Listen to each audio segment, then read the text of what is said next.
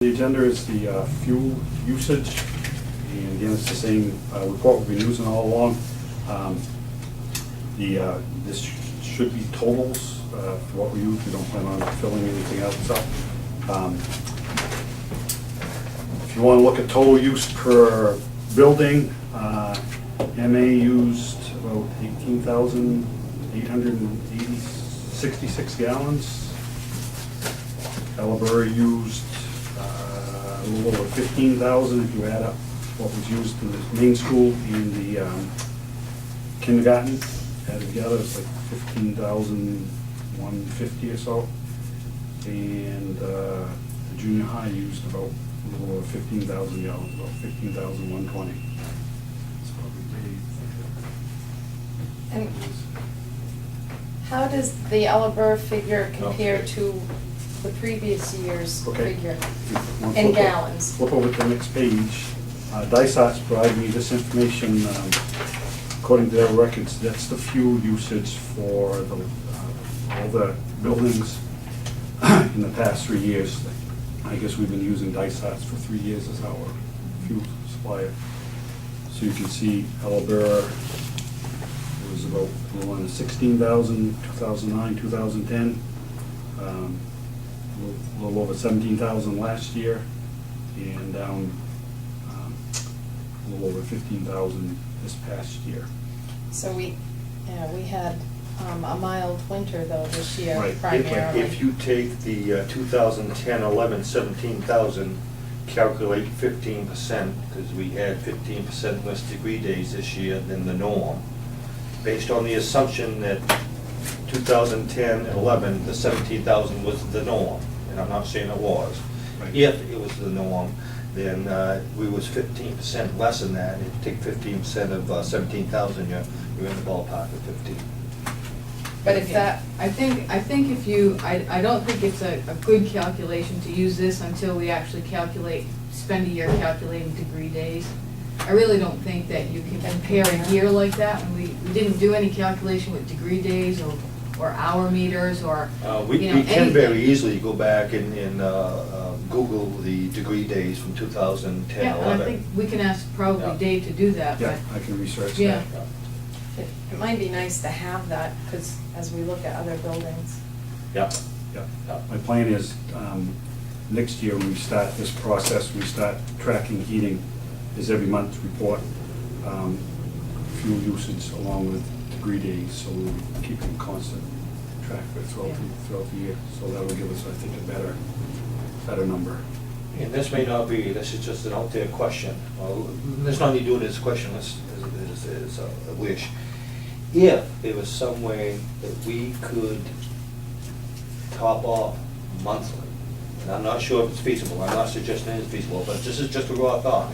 If there was some way that we could get some kind of structure, whether it's every 2 months or every 1 month, or 2 months in the spring and fall and 1 month in the winter, if we could get on a structured thing, and then we can compare apples to apples.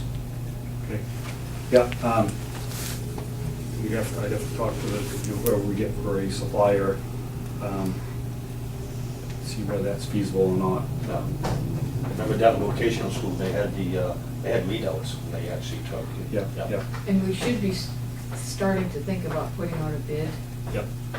for a number of gallons. We bid for 42,000 last year. Yep. How much did we top off this year? If you go to the second We used- page. Yeah, we used the rack price for, Total usage was about 53,000. okay. 53,000. On that page on the bottom, total number 2 oil gallons, 53,058. Oh, it's there, got it. 53. Yep. And if you look, total usage, according to Dysart's, last year was 59,000. 960, take 10%, take 15%, it takes you down, or 10%, it takes you down. Yeah, both, we 54, so that's. if you look at those total usage gallons, looks like we dropped about 10% between 9, 10, and 10, 11, and we dropped another 10% between 10, 11, and 11, 12. So approximately, if you look at those numbers, about 10% drop both years. And to temper that thought, again, Hello. I'm not Golf precise. course. He was on the golf course. Oh, there you go. I'm not precise, but I, very ballpark, actually quite accurate, we was 15% below the normal degree days. Was it 15? I was 15. thinking it was closer to 10, but I didn't look exactly. Did you? Check it out, yeah, I was following it explicitly. Whoops, sorry, spill your Um, coffee. The spotlight. Let him have the But spotlight. I think we were slightly less than the normal degree days a year ago, not statistically significantly, but Right, yeah, this region is, I think the overall average is about 7,000, right? This region, I can't remember what the, that's what I I think it's hard 7,000, to and we was find. 74, and we was at 54 or Yeah, something or other. it's hard to find something for Lincoln. You can get it for Bangor, you can get it for Holton. I found the degree days. And but So- for Lincoln, I don't, You're looking at Yeah. average degree days? heating Yeah. degree days for a If you- season. If you call Mike Lazier up at the hospital, Yeah. which really the two of you should talk about stuff anyway. We had a Siemens project done, and I believe they calculated all the degree days for us up here for last year, so he may have that for you. Yeah. It's Okay. readily accessible. Oh, yeah. And it'll be really easy to get it, so. It's 794332, was it? No, it isn't. 3321. Is it That's what you- 3321? That's the hospital number. That's it. Lazier? Yeah, Legere. Don't you like it when we make your job easy? Sorry, Yeah. but I think he has that in their Siemens report for last year, so. Good. Yeah, I was gonna talk about boilers up there, so. Yeah, we just put a boiler in, it looks like the one at my house. It's a big one though. Not to pick sour grapes, would you remember back? Discussion. Previous, remember we had an issue, certain person told his boss that Dave wants to put household boilers in these schools. When I said they were the equivalent size of a household, oh my God, we can't be doing that, he wants to put a household boiler. It just, it was an excuse, but But this is ours is big. When Siemens did that, did they guarantee your savings? They did. Yeah, I But thought they I did, remember. but they did a lighting project, they did insulation, they did boiler, they did some propane versus oil and, put in new hot water tanks. What else? They put ozone into the laundry so we didn't have to use detergent, which then reduced the cost of that. And I believe last year we saved, based on the dollar values that they calculate at the beginning, they say, the oil might be $3.50 a gallon or whatever number they used.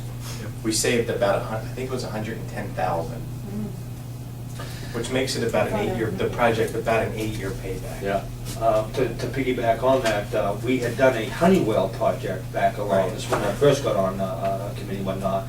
And basically, they did the same thing, projected savings, Right. and took the payback out of savings. So essentially, they put everything up front, Right. started saving money, so you're saving $50,000 a year, and your payment will be $50,000 for Right. X number of years. That's what we did. Yep, yep. It was $1 million project and, saving 110, I think, well, our debt service over 10 years would be 100,000 or maybe 110, but it's about the same. Yep. But, we have all new infrastructure, so it's pretty nice. Yeah. And the oil prices are higher than what they calculated on the beginning, so actually the savings are more Yeah. moving forward, but, They tend to go conservatively. yeah. So, going out to bid for 53,000 gallons or 55,000? Do we want to increase, decrease? What do we want to go out to bid for? Remember the end, you and I got together last year and we bid for 42, but we ended up paying cash price. How did We that work could've- out? Well, We if paid you look at the higher bottom, price. we end up, to top everything off, we had to buy about, not at 9,400 gallons at the time, the rate was about $3.47 a gallon. And so we actually ended up paying an extra $3,000 over what we would have paid if we would have paid just back, the again, rate price. So a little bit extra, but And how many gallons? about 9,400 gallons of what we had to buy to top everything off after we met our, But what What price are we What looking at would now? we- about 346. Actually, topped these off, and the prices are down there now. They are Actually, down prices are there. down in the 320s. I'm trying to get. In the drop.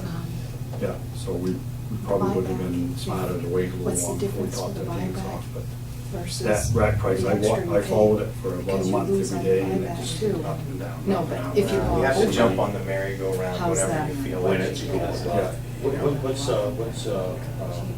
What's oil now, 92 a barrel? What's that? You can't carry it What's that to the British next one? year, Brit- so Brit you or gotta something sell like it that? back. The one they go by? I don't. Brett, that's what it is. I don't even look at that. Yeah. Yeah, That's there when was, That's when you It follow, was a- that's going down, and then. yeah, Well, yeah. It was over 350 a gallon for a while, so it dropped a little bit, but, yeah. If I had a crystal ball, it would have worked a little better, we would have waited like another couple of weeks for everything was just. So,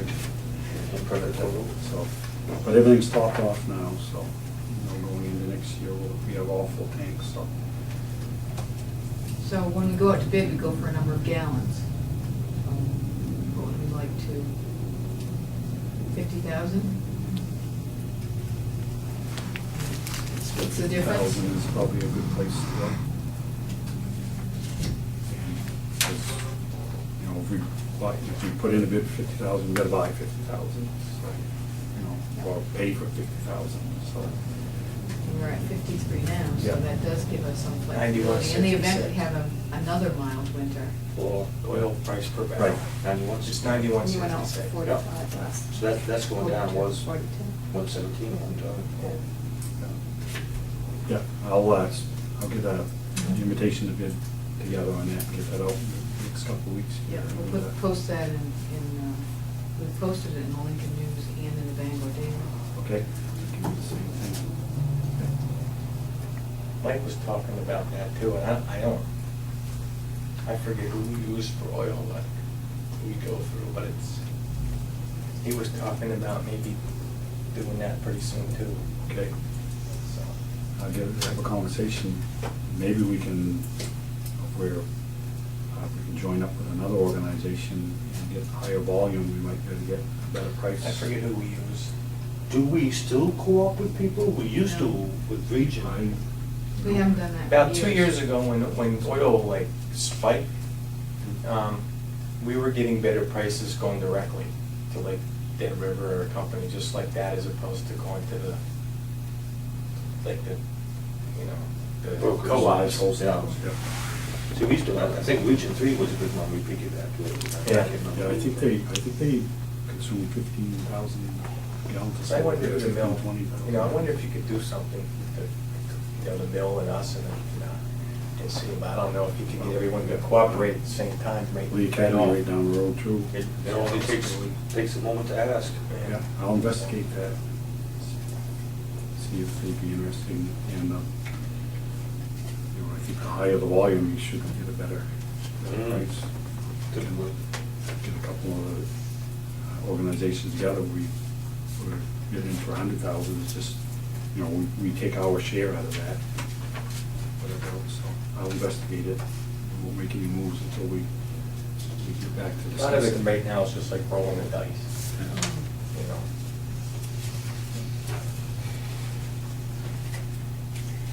Okay, any other questions on fuel? Good.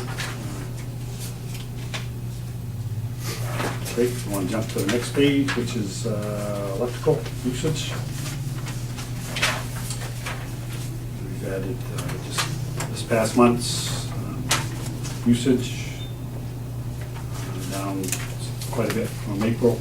Now we are on our new consumption contract with Constellation Energy, so we're locked in at 0.0548 cents per kilowatt hour. So we're seeing a little benefit from that.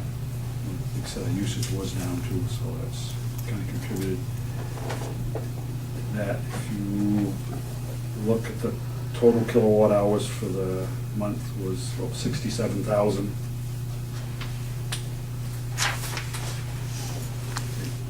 And for the year to date, we used 770,000 kilowatt hours.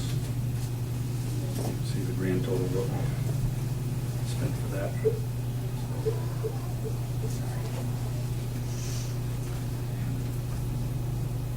If I may make a suggestion, Yep.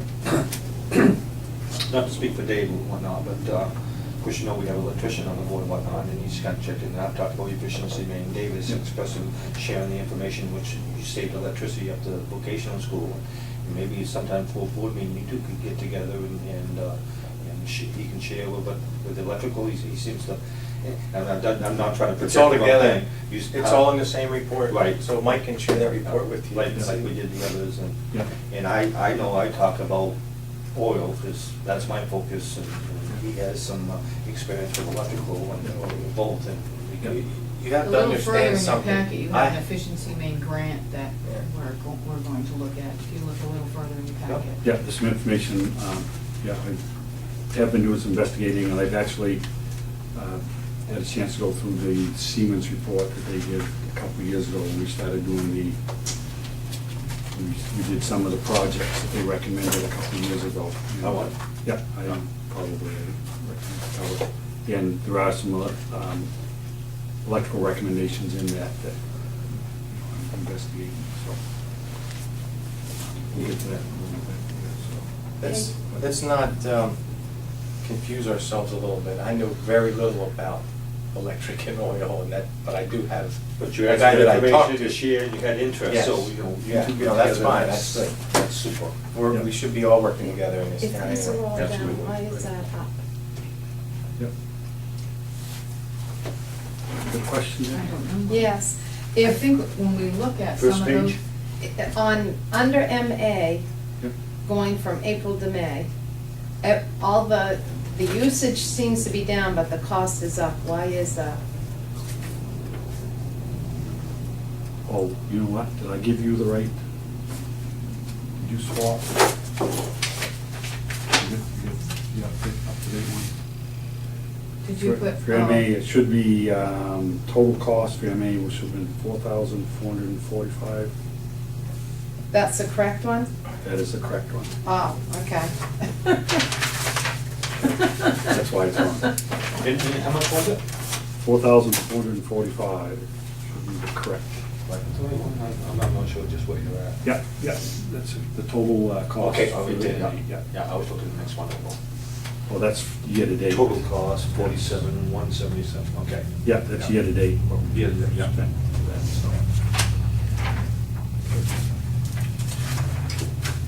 Yeah, I'll just let you look at that. If anybody has any questions on any of that.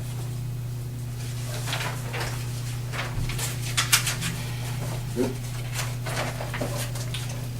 Okay, next item was the boiler project at the high school. What I did is I put together a timeline for working on this. Basically, should be right after electrical usage. That's probably my fault, I made some extra copies on the document. Here's another packet right here.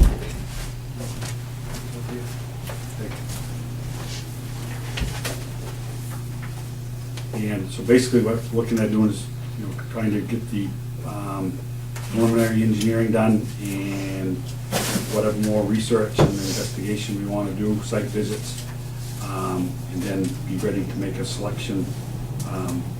Basically looking at next January, and then kind of getting the ball rolling, get the funds approved, and you know, get all the engineering done, and do the installation in the summer of 2013.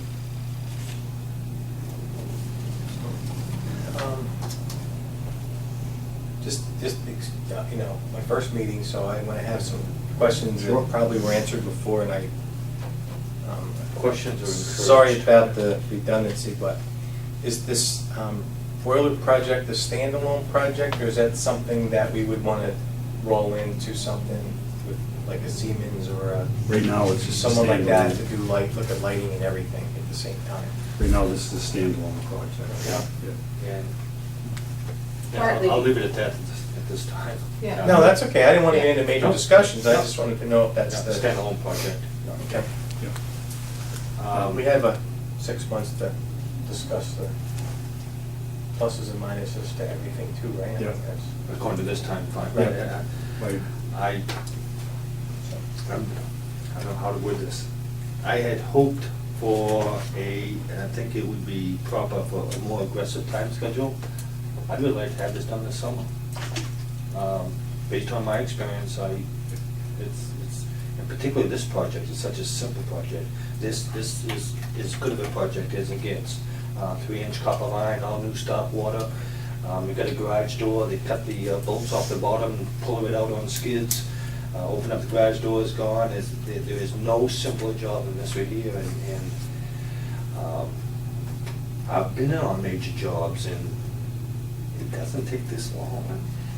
Well, I think what Dave is proposing is let's get an engineer in here, and you do have some names in your other packet, which you probably shouldn't say out loud now, you know, and look at, you know, let's get somebody in here, let's get an engineer come in, look, do us some drafts so that we can go out to bid for proposals, and, you know, I think that his thought is, if we run into problem with that, we don't want to change the boilers once the weather gets cold. So, you know, I mean, he put this together this afternoon based on what he would recommend. Yeah. So let's decide on an engineer and adjust the timeline based on when we can get the bids in and go out from there. I go along with that. I'm not the least bit hesitant about doing one in the dead of winter. Based on the information given to me on the runnability of the boilers, particularly the junior high one. Basically, we always have the second boiler that never comes online. Yep. So you've always got one that's online. We've never had an emergency to bring the second one online. To swap this boiler out is a 1-week job. And we're gonna take 52 weeks to engineer it. And again, based on my livelihood and my experience on large projects such as this, we're going to spend 6,000 gallons of oil. We're going to be spending $4 a gallon, $24,000 to over-engineer time-wise for something that really doesn't need far too much redundancy. Yeah, I would suggest we select an engineer, get out to bid, and let the engineer, you know, let whoever the vendor is or engineer tell us what that timeline needs to be, how quickly they can put it in, and then the committee can decide, So do we let's want set to... it up so it can be done. Let's Right, get the engineer right, and... get them in here, but I think that, you know, you're looking at worst-case scenario here, you know, Yeah. that whoever the project engineer is comes back and says, I don't recommend that, and the committee decides, no, we're ready to go for next summer. Absolutely, but we also need to set us up for the success of having it done this summer. Again, I'm asking you to, based on my experience with the evidence brought to this committee, and unfortunately Debbie's the only one that's on this committee before, but this is a very small project. Well, can I just answer maybe Dave's question too? We did have an energy audit done back in 2009, I think it Siemens, was, yeah. from Siemens. Mhm. Right after they were done with you, they Okay, came to yeah, us. yeah. And so that project at all 3 schools was looked at, and we do have, somewhere we have all the data on that. And that was their statement about the MA. If you can get your hands on that Siemens report, that really was, they commented on how easy it's gonna be to swap those particular boilers out because the way that they were designed and put in there. Any engineer? Access, as opposed to what we just went through with Elliver, access to them. Yeah, as opposed to building a boiler, or a similar boiler inside, I agree. Yeah. They don't want to do that. Right, we had to do it at Elliver, we didn't have any other options. Cast iron Now, section. and again, looking at this schedule, one of the things that want to make sure is that we make sure we make the right selections. And I would highly recommend that before we make selections, is to try to get maybe some more site visits in. And it's not going to do a lot of good to see machinery sitting idle in the summertime. So that's what I was kind of hoping that we could wait the next year when systems get up and running, that we could do some more site visits if we, to make sure that we were in agreement on what boiler, what system we wanted to install. So that's one of the main reasons why this is kind of drag out. If we can feel comfortable with making the decision on the 3 of him on in the the boiler. last 6 months too, right? Yeah. About me? We've also had 3 of him in the last 6 months too. Yeah, and I think we select an engineer, get those bid specs out and get some information back, make a selection, and then set the timeline. I think we have to get out there, and we have to get the bids back, get the specs, and, Absolutely. I mean, I don't think that at this point we can set a timeline, other than let's get out and get some bids, and let the engineers tell us what our timeline And how needs to be. much. Yeah, and how much, when we start looking at dollars as opposed to what our options are. Okay, let me temper all that, keep in mind, if we have excellent records of use, any engineering firm, any heating company, if you give them the Cadillac of information, which is history of oil use, can say, this is your consumption, this is what you need, and this is what you demand. Again, this is a little bit awkward, but thinking of one company that I have talked to, people, and they have a complete engineering department and whatnot. They already know, just like that, what they can put in.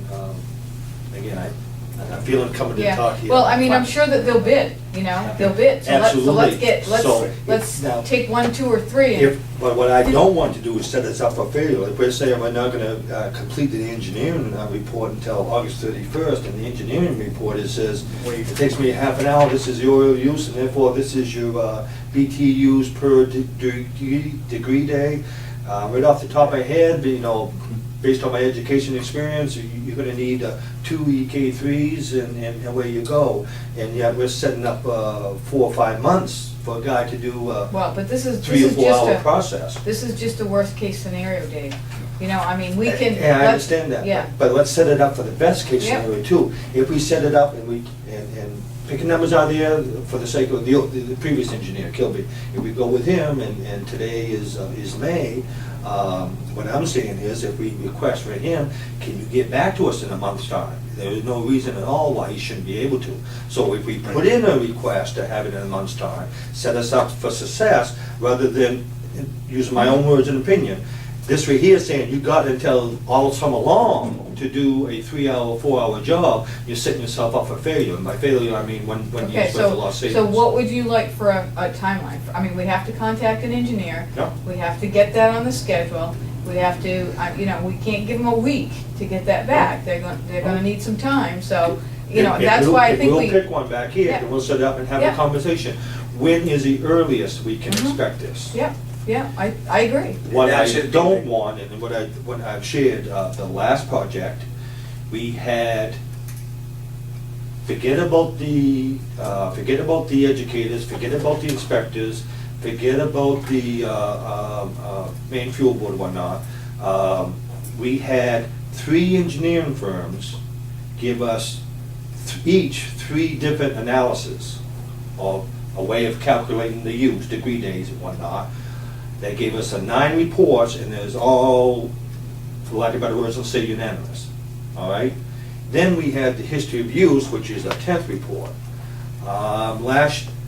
2 years ago as well, I want an 11th confirmation. I want to run it, all went along and go in on one day, the coldest day of the year, and see what it runs there. Well, 9 engineers report plus case history.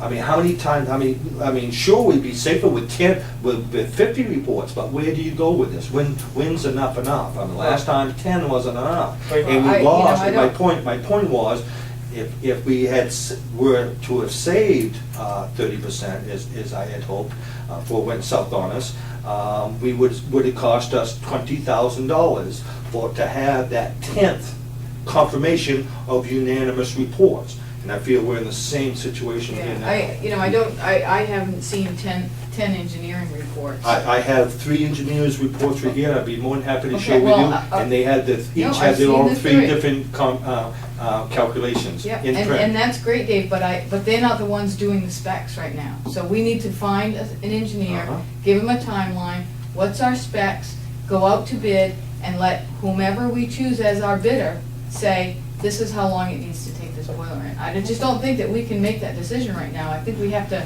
get a bid out there and find, I think have someone do the spec. approach an engineer and saying, listen, we would like to have this done for summer, we're setting ourselves up for success.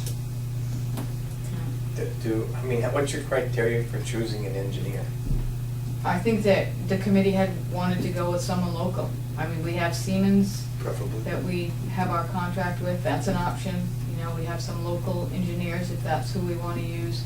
We have one that we used on another project. Yeah, I don't know how big this project you're looking I at. mean, It's gonna we be haven't up even to started boilers, looking but- at the cost of the project But yet, if, so.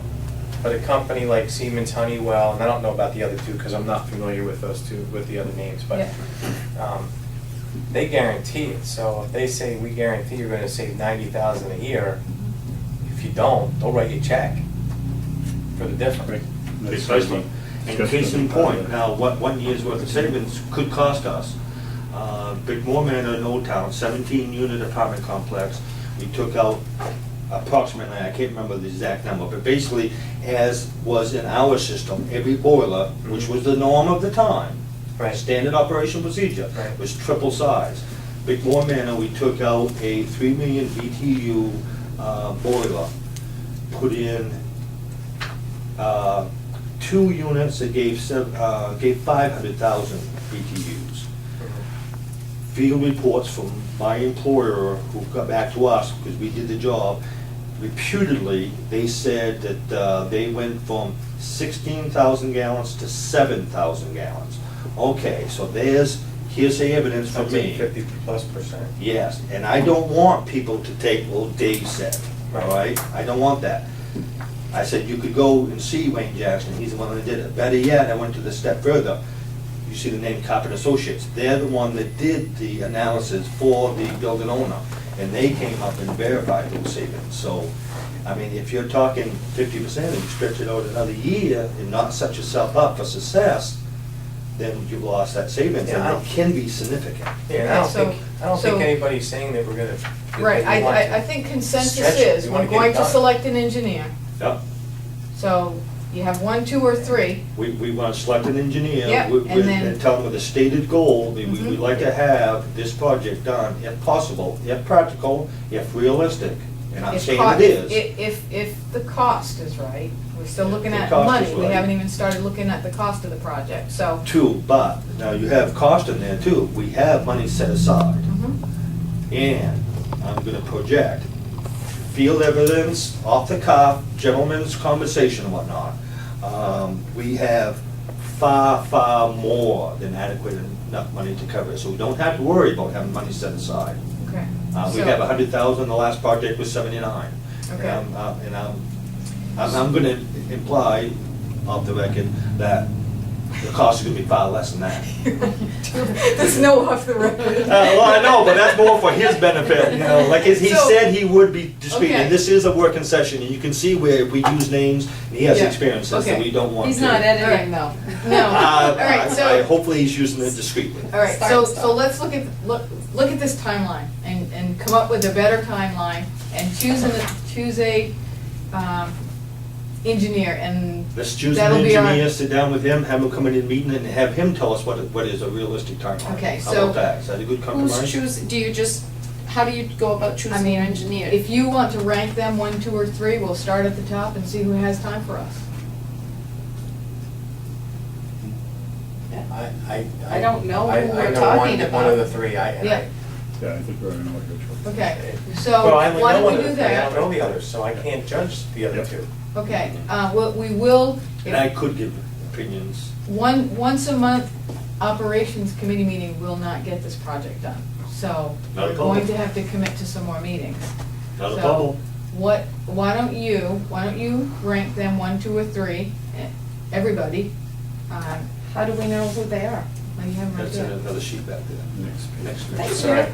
That's, You know, But Gotcha. I don't know Okay. if we could, I would rather not discuss the pros and cons of each. no, I would, Publicly. but I would like to have a reference list of some of the Yeah. projects they've done, so, and I don't wanna Mhm. push this out And I any, will, I but, will be more, if I haven't thrown it out, I would be more than happy to share their package with you. but they They may have be, them. but if you call them tomorrow, they should by Friday email you Yeah, we a know copy references. of the biggest projects that the projects that they've done that are similar to what we're looking at. Yeah. Okay, so, but what do we want the engineering timeline to be? If we make that contact tomorrow, How soon We- can he be in here? okay, so why don't we schedule our committee meetings around that, Sure. okay? With, let me throw this out there, because I don't know what's quite appropriate. I have a lot of experience with this vocation, if you will. I have a lot of experience with the previous project and whatnot. I contributed a significant amount of time coming in and working with the operations and whatnot, to work this and do the legwork and represent the committee and whatnot. And having said that, I do not in any way, shape, or form want to supplement, not supplement, but set the committee's position aside and take an authoritative role in no way, shape, or form. But having said that, if we have an opportunity to have meetings and whatnot, pre-scheduled whatnot, I'd be more than happy to come in and represent the committee. And I feel Debbie can weigh her opinion on that, and Reggie can weigh his opinion on it. But I think in the past, when other people couldn't make meetings and whatnot, I did a very good job of keeping everybody fully informed. Talking on the phone and up to speed and whatnot. If that will expedite anything, then I think this should go rather smoothly. And I'd be more than happy to talk to the engineer, and again, this sounds a bit immodest, and I don't mean to project that image, but I think I can sit down on a peer level with these people and have a good conversation and Okay. expedite Okay, things. so, can I just ask a question about 1, 2, or 3? mhm. I know 2 of them are familiar with the building and this particular project. Is the third? All three have done surveys. Okay, so It isn't new to any of them. that's, Right. thank you. That was my question. Do each of the three offer a program where they guarantee savings? I think Right. 2 of them do. Probably, I yeah. don't know about the third, we haven't asked. Yeah. We could ask all three. Well, I think that would be Number important. one What's the probably thing? doesn't. Yeah. Number 2, I don't think number 2 does that, do they? I don't know. Because basically, when they have a program, they finance it and you pay them back in savings, correct? So at best, number 3 would do that. I don't believe the other 2 will. Well, as far as criteria, we like to do local, local is Right. a criteria, but also least risk. Expertise, yes. Least risk is also a criteria, expertise. Well, obviously, all three of them have expertise Right. in the business, but, Let me, so, Do we have to pick one of these, or can we contact all 3 and say, this is our project, we're looking for a guaranteed savings to be part of the quote? But Do there's you a have an dollar interest? value. well, we want a When dollar you- value of the quote. But We when you also- hire, you're asking for 3 assessments, so you're paying for the same thing 3 times. And if there's all these other assessments already out there, do you No. wanna pay for 3 more? No. What, we've what already what paid- assessments are we looking at? We've already 3 paid schools? for 2, essentially. I mean, 2 of them definitely Oh. have been here recent don't wanna- enough. they came in and reviewed all 3 schools, and we had 25,000 of error funds, in which paid for engineering costs. Okay, So so we- those are the Right. assessments, each school gets an Right. assessment. Yeah. Right, and what the engineer will do is they will draft the plans also. Right. So, Right, we just don't wanna pay for that 3 times. right, and we don't wanna look stupid either, because we wanna keep calling people and saying, what about this and what about that? It's just Yeah. get going and pick one. I don't have the exact numbers in my head. I do have them here. Using ballpark figures, and Debbie may be able to, starting with number 3 and working up, we had for lack of better words, a proposal from number 3 to replace 1 boiler for $249,000, 1 boiler. Number 2 came in, because to me that was absolutely outrageous. Right. Yeah. For a $10,000 boiler, basically you're charging $240,000 for less than a week's labor to install it, so you catch my drift. So we went to number 2, and that was, again, ballpark $70,000, $80,000 less. Now, I'm not saying $70,000, $80,000 is insignificant, however, not satisfied, and that was for 2 boilers. Right. 80,000 less, so we're moving ahead. Again, 2 boilers, wholesale costs, manufacturers suggest retail price is 20,000. Someone like me, it's 15,000, and I would have been more than happy to contribute that. But, so we went to number 1, and we wound up having both done for 79,000.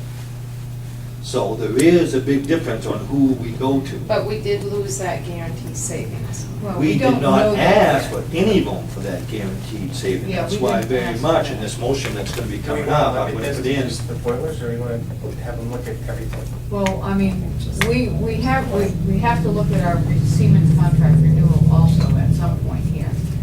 I mean, we have an efficiency Maine grant in here, which will look at lighting. Which, on that Siemens contract, initially, when all was said and done with that paid-for evaluation, we went back and negotiated, I thought, They for certain, readjusted. did they readjust it, or did they credit it in some other form? They gave us a credit in the labor and some of the repair costs that they have done, we have used that. Okay, credit. but we are Okay, getting good. it out of That- them. Is that the final Yeah, outcome of yeah, that? that's- Okay, that's- excellent. that's how We're we're getting handling it out of them, that's, Oh, absolutely. Yeah. In fact, we were down, there's not much left. We No. used up, consumed most of that credit that they Good. owed us, so it's just a little bit left. During the dock, we had an outfit come in, and these are the engineering costs, and we want to be paid up front. Well, actually, we said that because it was cleaner that way. We'll Right. pay you up front, but if you do the project X, and it's $2,000 worth of engineering costs, so you would reimburse that 2,000 engineering costs because you did do the project. Right, That way- that's fair. Yeah, Yeah. and so we did wind up getting that money. 'Cause I wasn't Yeah, sure we we was did. gonna. okay. I mean, we Okay, can, so- we can contact all of them and see who's available. That might be a good place to start. When- Why See- don't we do this? Go ahead. I'll contact all 3 of these people.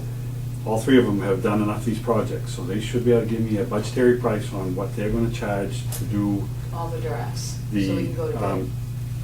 bid comparisons, and all the final engineering, the bid specs, when we actually go up to bid, give me a price to do all of that. Once I get that, we can set up a meeting and discuss that.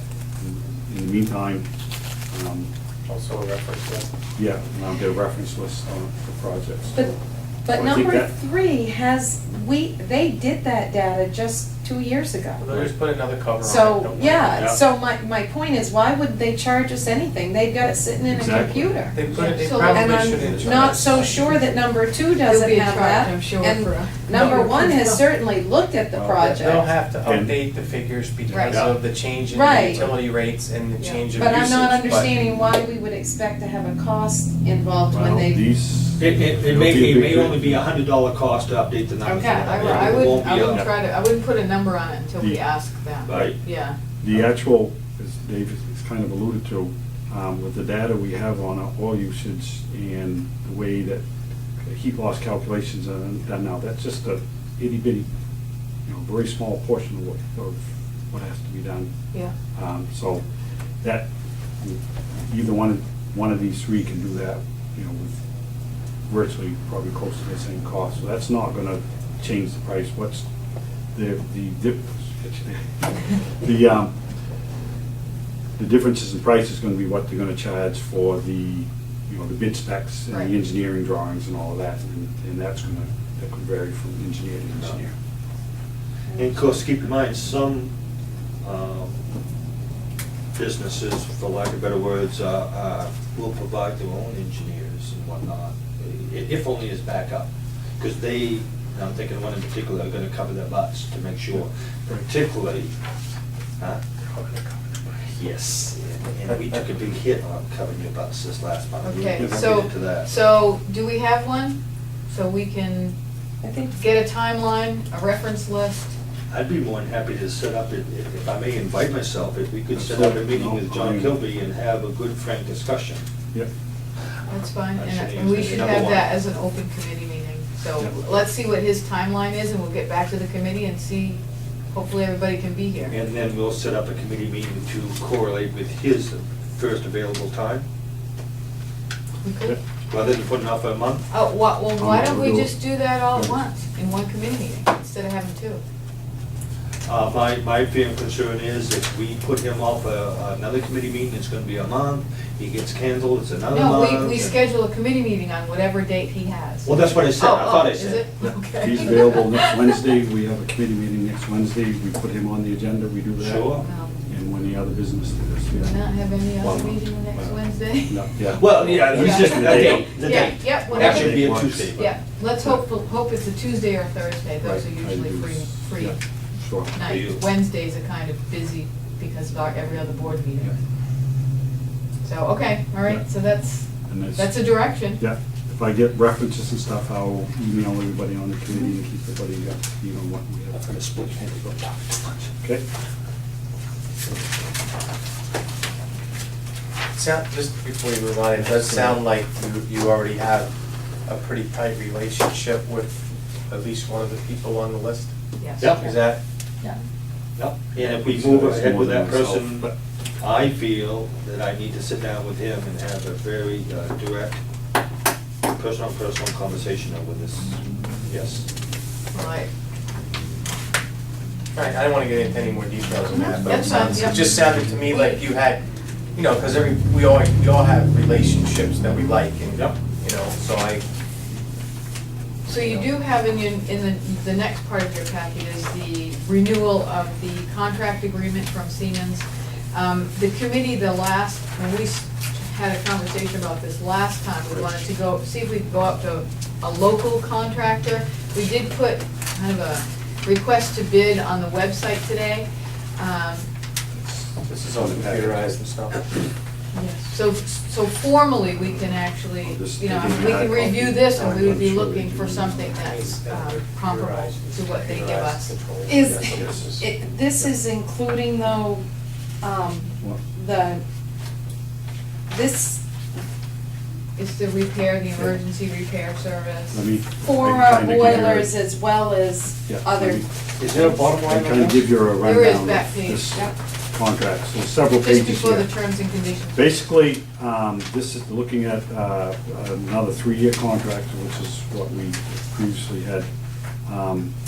If you go to the page 10, is the cost that they're proposing per year. There's 2 prices there. There's the price for the equipment that they're currently providing service for, and there's the add-on. Basically, what that is, since the previous contract, there's been several pieces of equipment that's been installed that was not part of the previous contract. Domestic hot water heaters, some controls, some sensors, automatic valves and whatnot. The additional cost is to put those components under the comprehensive plan. So basically, they'll just be covering more equipment, is what that extra cost entails. Let me, I didn't mean to interrupt you, Doc. If you look at that first year cost, that's pretty much in line with what we paid in the past year, cost-wise, before the add-on. Okay. So, price-wise, this agreement hasn't really been inflated too much. And again, it's a comprehensive plan, and basically, anything besides like boiler tubes, refractory, steam traps, and filters, if there's any failure, they replace it. Materials and labor, total 100% their cost to do that. For example, we had a oil pump at up to the high school that started getting noisy, brand new pump installed at their cost. We had a circulator pump month or so, started getting some vibration in it, they replaced the circulator pump. Their costs. We've probably replaced dozens of thermostats this year that I'm aware of. So, so it is it's a good plan in the fact that it's, regardless of how many failures we incur, we know what the cost is gonna be. It's not gonna be any higher, it's not gonna be any lower. Divided by 3 days. Again, we're Yeah. getting for each building, 55, 354 divided by 3, get cost per building. Right, work that right. It's low rate. Okay. Just to share some background information on this. This company here is the third one on that previous list. They're the ones that wanted $249,000 to replace one boiler. We had 2 boilers replaced for $79,000. All right, I think there's a message there loud and clear. Having said that, to Denise, you was with me when we saw Al Dickey over to Region 3. Yeah, Catherine, it's giving me a scientific number. Oh, So I don't know how to fix it off of this one. I haven't really used this calculator much. Well, it's about $18,000. Yeah. It looks okay, so it's 18,451. Yep, So that's the cost per Thank you. building, Yeah. for per the year. annual. Okay. So having said that, Al Dickey, he earned a lot of respect for me because he's very frank, very blunt, and most importantly, he's very honest. He says, hey, again, the numbers, don't quote me on the numbers, but I think you're gonna find this is very accurate. Over there, they had 1 building. We had 3 buildings and it was like 44, let's call it 45, 15,000 apiece, discussion purposes, 15,000 apiece. Discussion purposes, they paid 10,000, okay, red flag. Why are they paying 10, we're paying 50% more? Same type of scenario and whatnot. So red flag number 1. He says, I'll be very honest with you, he says, I'm an administrator. I don't know nothing about operations. I'm not an engineer on heating system and whatnot. So, you know, they gave me this proposal, they said 10,000, I look around, yeah, that's pretty good. Well, by golly, I'm ad-libbing here. They're paying 15,000 per building into Region 3, I'm getting 10,000, it's a heck of a good deal, all right? And one of the motivating forces behind replacing the boilers is efficiency. We're getting rid of the standard, the previous standard of triple-size boilers to go into the industry norm of full-size boilers, league leg system, but full-size. So you're putting in what you actually need. The beautiful part about that, when you're triple-size, we was over the license limit of 15 gallons per hour limit of any heat tech in the town of Lincoln. By them, and us and LP Burr, by going to the boilers we did, is below the 15-gallon limit. As Matt, the one at up to the LP Burr, we went from 8 gallons to 9.4. Both were below the 15-gallon. To quote Kim Kilby, any van, heat van, in the town of Lincoln will have the parts on that van to service a boiler that's below that limit. Your 8, 9 gallon boilers. That's a key thing. Before, nobody could because nobody in town had a license over 15 gallons. So we wound up with a company down out of South Portland that was going to charge us $249,000 to replace 1 boiler because we needed them. He says once we swapped out the boilers, they went to the league leg system. They said we would save 10 to 15%. Actually, we saved 30% because they all give conservative estimates. They was happy to get 30% instead of 15. They told him he was going to get 30%, you got 29. They would be upset because they only got 29, still 30. So they always go conservative. He says, now the beautiful part about that, and that's what they were looking at, savings there. He says the unintended savings that they got was they could get a service contract, and maybe we should do a follow-up with them over there to find out who they got for a service contract and what it was. But basically, they could get a service contract with any vendor here in town for 15, well, we had a gentleman from the Maine Fuel Board come in. He says statewide, basically in a situation like this, you're talking about 1,000 to 1,500 gallons. $1,000 to $1,500 for a service contract in this scenario. All right, now this is a representative for the Maine, a former member of the Maine Fuel Board. who sees all and, for lack of a better word, knows all. So 10,000 down to 1,015, there's quite a savings. You multiply, if we do this project this summer, and I'm saying that because this contract will start this summer, if we get this project done this summer, there's another savings of, instead of 18,000 for schools, we got two of them that are underneath the 15-gallon limit, and if we can get a $2,000 contract times two is 4,000 compared to 36,000, so there's $32,000 we're saving the taxpayers. So- Unintended savings, so it's very important that, you know, that we pursue Right, that. so in response to that, we've posted the bid on the website, we'll post it in the Lincoln News, we'll seek bids and see if we have a local vendor that can give us a comprehensive plan. Yeah. Do we have the ability to track how many times they're servicing us? And I think, are they doing daily monitoring anyway?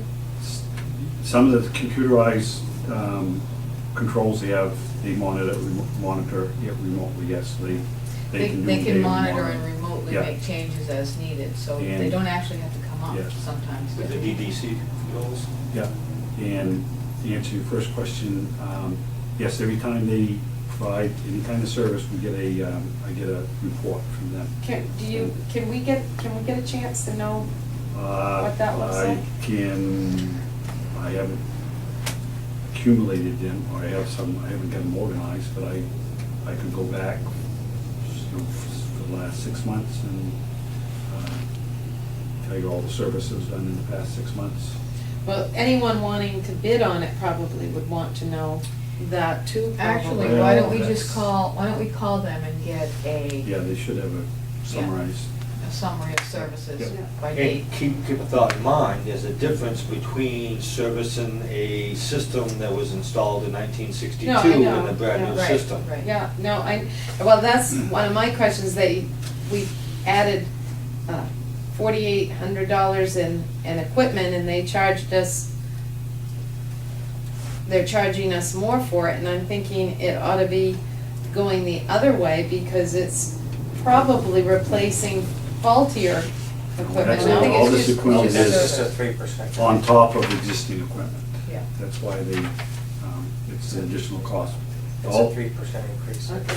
Yeah, if you look at pages 7 and 8, that's a list of the new pieces of equipment that's been installed since 2009 that they want to add to the list. And to be honest with you, if we don't want to add that to the contract this next upcoming year, I wouldn't be too concerned about it. It's 2 to 3 year old equipment, so it should be still fairly reliable. At some point in time, we Well, should. The you- replacement cost would be ours. Right, yeah, we could just say, no, we want to keep the existing This is like contract an as insurance is. policy. Basically. Bingo, that's why I appreciate you being, you're the business person on this No. committee. And where I thought you was originally going with that is, I mean, that's what. I don't want to use any service example contract that somebody might hear, but I was sitting at the breakfast table one morning and a guy What came made in you and think that she was at the breakfast table at the same time? Bill come out. Maybe a different place. I know what he's talking about. And a gentleman was there, and then they had lost the relay on their heating system. So in the middle of the night, they lost heat, and they had a service contract. And he said, that's worth every penny I paid for it, you know, and it was that one time. That 1 year, that just under $300 part with an hour, 2 hours worth of labor was paid for by the service contract. So generally speaking, it was a wash for them because they paid, I think, $300 for the service contract, and this one blowout was $300. Now, where the relevancy of where I'm going with this is insurance. You can be insurance poor, you know what I mean? You can put yourself in the poorhouse with insurance. And having said all that, I wish that person was here so I could ask them, now, did you ever use that again? So do the math. If you paid $300 and used it the first year, you're all excited about whatnot, which is an emotional response, but detach yourself and do the math.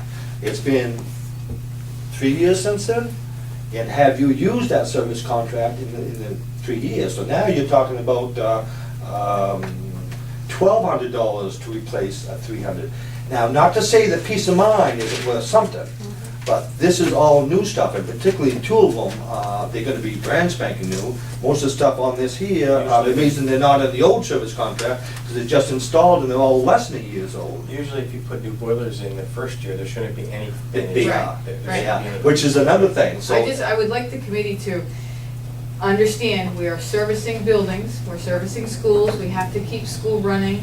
We do need a service contract, whether it has to be this contract or a local vendor, let's go out to bid, and we have to have a contract. Absolutely, but if I can Yeah. finish my presentation, and my point is, if we can get, we may want to keep an open mind of these things we've been servicing ourselves, that any plumber or any heat tech locally can service, because this is also simple. If we go out to this company, we're gonna have a certificate.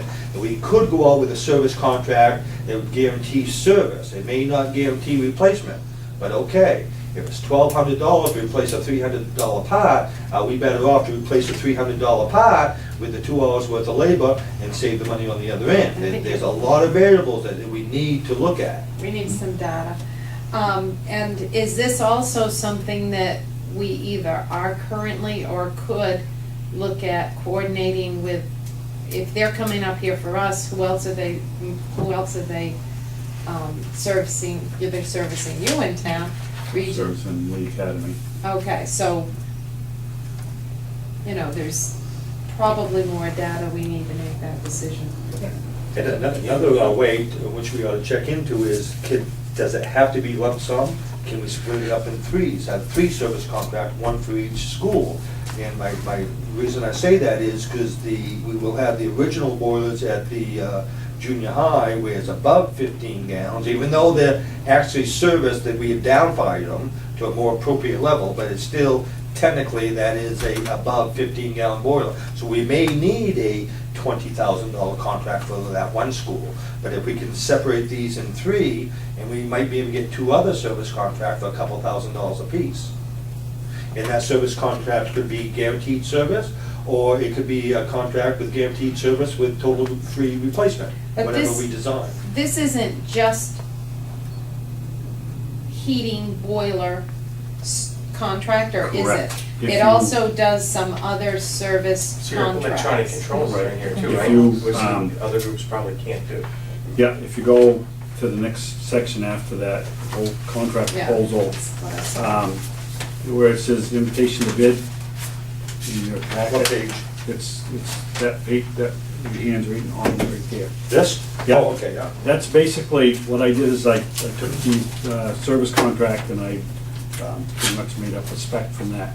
The first page is a list of all the equipment that they service. So if you look at the spreadsheet, RSU 67 equipment, that's the major components that they service, and they number them.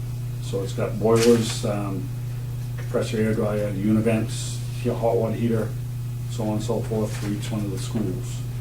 Those are the major components that they service. Does this in each one of include the them. electronic? Yes, it includes, yeah, you know, any electrical your- issues. Well, I'm talking about your, TDC control? Yes.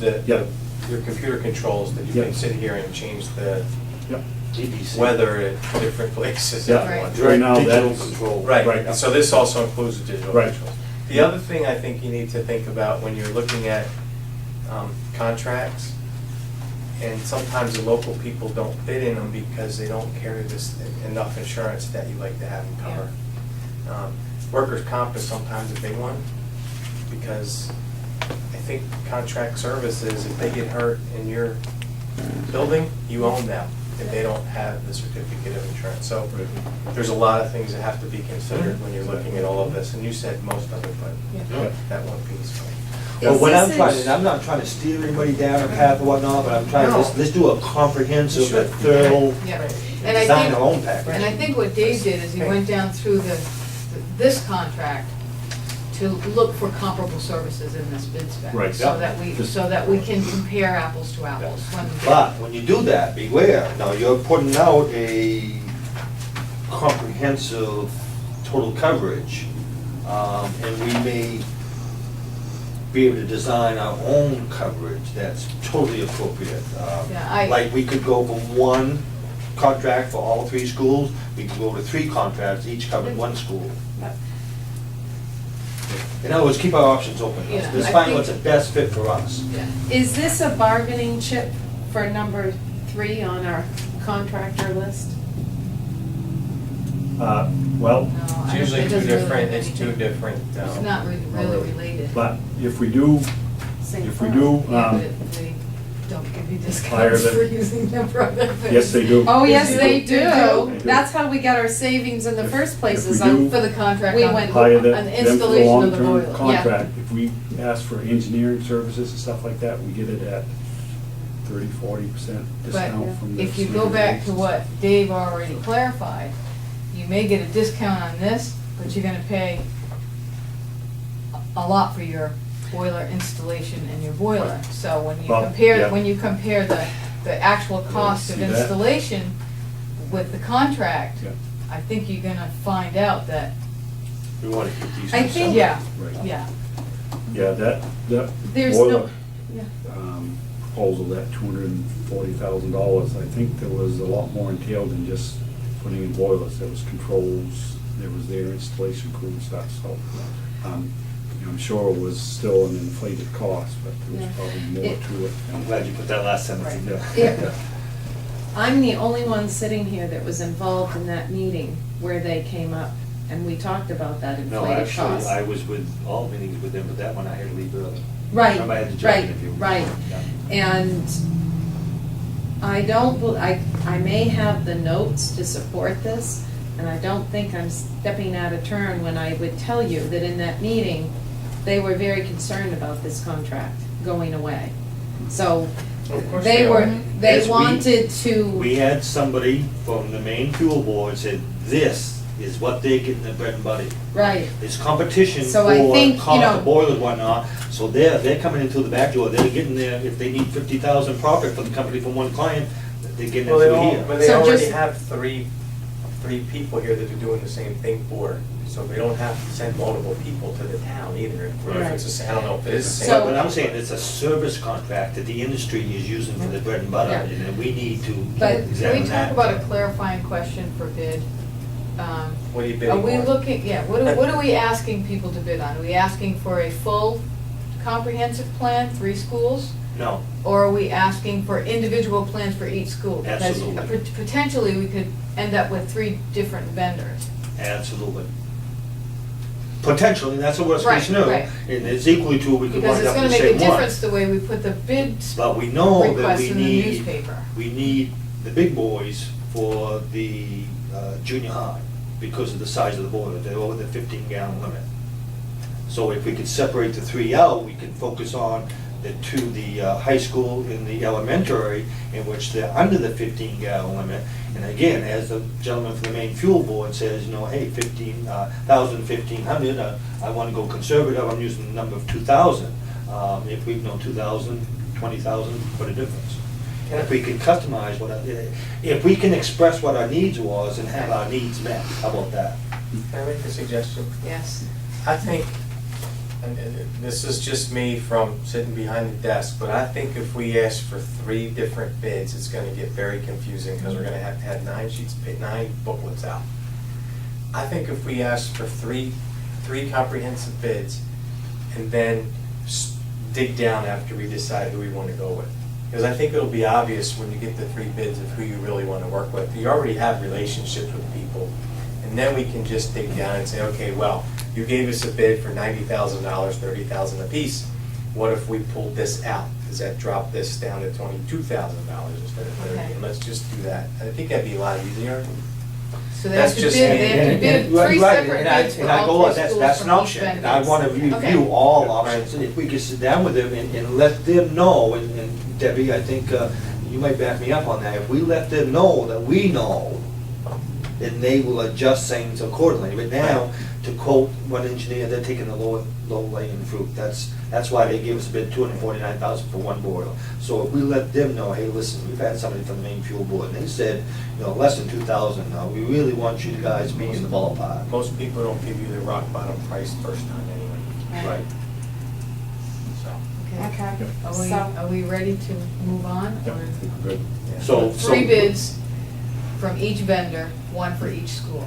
No, I thought we would go one bid. One bid that encompasses all All 3. three. all Okay. 3 schools. And I then thought we we- wanted 3 individual bids Well, from that's the what you same were, vendor. that's what you were saying, but I think we Well, just this- do one let's- comprehensive bid and then, and then Yeah. Okay. get one comfortable with the comprehensive. company that we wanna go with, and then start digging 3 down on, vendors. Okay. to get, Well, we don't Okay. know how many vendors will bid, Oh, but we well, want that's- one let's- comprehensive bid.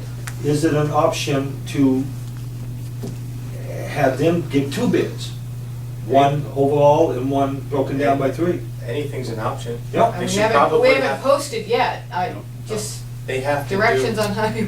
Well, no, but Yeah. see what I'm saying? Yeah. We got 2 schools of thoughts, I'm and not- yours may be similar, but Yeah. let them know we are interested, The other- and the other we thing are is- aware that it could be done as 2,000, we want you to be a player, so. Each one, they're gonna have to bid them anyway, they're gonna have to do the 3 companies, the 3 schools anyway. Right. So why don't we ask for 3 individual bids plus a summary? There you go. And that'll give you everything you want, I think. And then we'll just first focus on the summaries and see what we wanna look at, and then dig into the other 3. And that way, we're not wasting time. And maybe Is that all right? Dave, Yep, sounds good. and maybe Dave, like you said, we have had some failures that were covered by cost, replacement, it's covered by the thing, but let's take a step back and find out how much that cost, and was it a good deal for us? And then once we get into the bid, we Yeah. can look at liability insurance. All that. Workers' comp and all that. They'll have to give you a certificate of insurance before they do any work anyway. I'm sure that's a policy that we have. So, and again, the stuff that we do, we're at, at the hospital, we have people that can't leave the building too. So, I mean, we're a little bit more conservative on certain things and you might need to be here. Elabor roofs? Well, can I just say one more thing? I Please hate to do. throw this in there, but I think it's important as we move down the road. Would it make sense to get, since these 3 guys, these 3 companies are gonna, or whoever, is gonna be looking at things anyway, can we get them to look at the generator at the high school and give us a decent price on how much it costs to put it together and get it to work, if it can work, Yep. as part of this?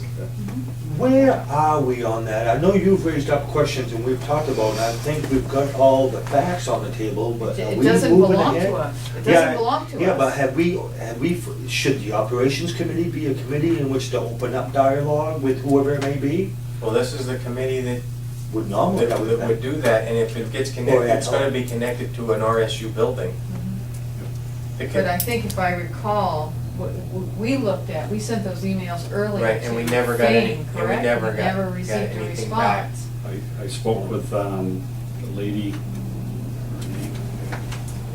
Mrs. I Carter. didn't mean to take She's this head of apart, I know the this isn't on the North County agenda, but Maine it just bothers me a little bit because I know the nursing home is looking at the high school as a disaster relief point. It may not be there for them. And if they don't have the generator there, it's the potential that it's not gonna be there. I think this is opportunity that for everybody, And that's very is good, we there just a need to act problem on it. because it's not owned by us? We Is No, that- it is owned by you, or it's either owned by you or the town, but it's owned by the hot. But I think the What happened question, if we was, go back to who was actually, is the school system that's responsible for the installation costs. We did remember that No. earlier. Well, it was donated to whatever, let's say, To the- for lack of for the- better, for just a for relief discussion center. purposes. Let's just For say it relief- was- let's just was say it sent was to the- FEMA, for lack of better words, or, Let's just say it was delivered to the high school, and nobody's taken ownership of it yet. well, it was donated to emergency management, whatever, No, the was CD or whatever. No, it wasn't. It came, when we put the emergency room on, or the operating room at the hospital, we needed to increase the boiler. Yeah. So we donated the boiler from the hospital to, and I don't know if it went to the town or if it went to the school, but we donated it, The generator. the generator, I'm Well, that's, sorry.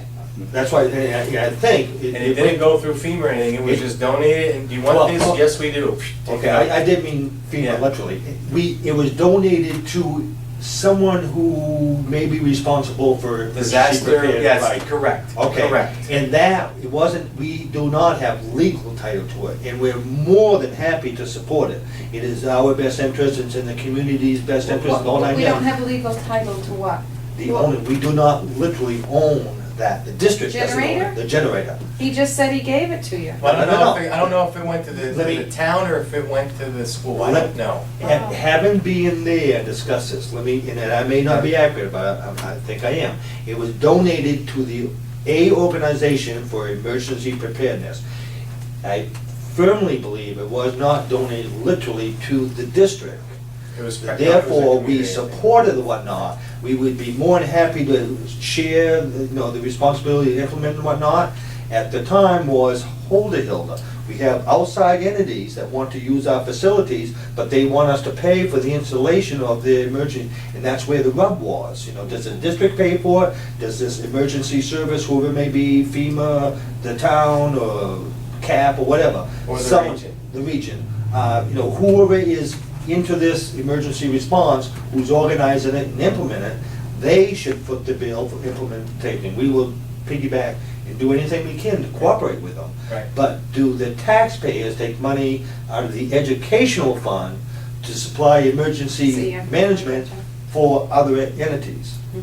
But then if whatever happens after that, then someone's gotta take responsibility for the maintenance of it, because Right. it doesn't just, once it gets plugged in. And maybe that could be our cost putting into it. But we didn't, hey, listen, if it's gonna cost $50,000 to install that, $20,000 to install that, Whatever it hey, is. listen, I we'll think pay the we- $2,000 a year to maintain it, but we don't want to pay for you installing your equipment that we're donating the space for. We initially looked at that when you first Right. came on the board, and the quote that we received to change, yeah, 100,000. Yeah. That's just to get the It was generator hooked significant. up and running. Yeah. Yeah, 70 So years. that's So, why I mean, the the district- school budget can't No. handle $100,000 Well, I to hook think up a it's a- generator that it doesn't I- need I to think- run educational programs. I think what we need to do is we need to look at the disaster plans of the regional towns and see which ones have identified what buildings to be. Now, I did talk to Bill Lawrence a little bit about this a while ago, and, he's interim right now, so he's really, really busy. But I think once the town makes their decision on what's gonna happen there, that we should all get together and come up with a plan. Because right now, in the town of Lincoln, I think we have, other than a hospital, we at least have, Ballard Hill has a generator, correct? Does Ballard? I don't think so, I don't remember seeing one. So I've been through where that. else do we have generators? I thought we had a generator somewhere. I think there's one at the high school, right? That's where that one was delivered. Yep. And I thought there was another one somewhere else. I Those don't know operating whether generators? you Region 3, I think it Okay, was. I don't know. So I think we need to, that just tells me we need to start taking inventory of what we got. Yeah. I did have a discussion with a lady at the conference I went to about the generator and looking for grant money or whatever, and she said it's kind of dried up right now. Back a Right. few years ago, there was more money around when they were putting money out for post 9/11. All that stuff. So, And, but that's okay. I just so- think we need to not lose I sight of the didn't fact. say there wasn't any money, but it's a little tougher to Do- get now. I'm not a mechanical guy, but it, if you have something that sits for a period of time, it may not even work.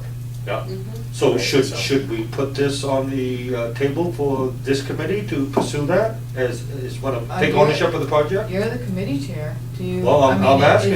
It's, Well, you somebody. would have to you'd have to contact all of the town officials and coordinate some kind of a meeting regionally to see who is going to, or how ownership will be taken for the maintenance and installation, at least initial installation, Yeah. and what the plan is for the use of that building in the event there is a disaster or any Yeah. kind of regional emergency. So, I mean, I don't remember where that 100,000 came from, but we should. that was, that was. that was the amount, a quote that we received. We did have someone come look at it. That was before Dave Ham came on. And the quote, just to get it installed and the maintenance done to it, because it's been sitting so long, is $100,000. And like, we use our facilities for the rec department, which serves all 3 towns within this organization.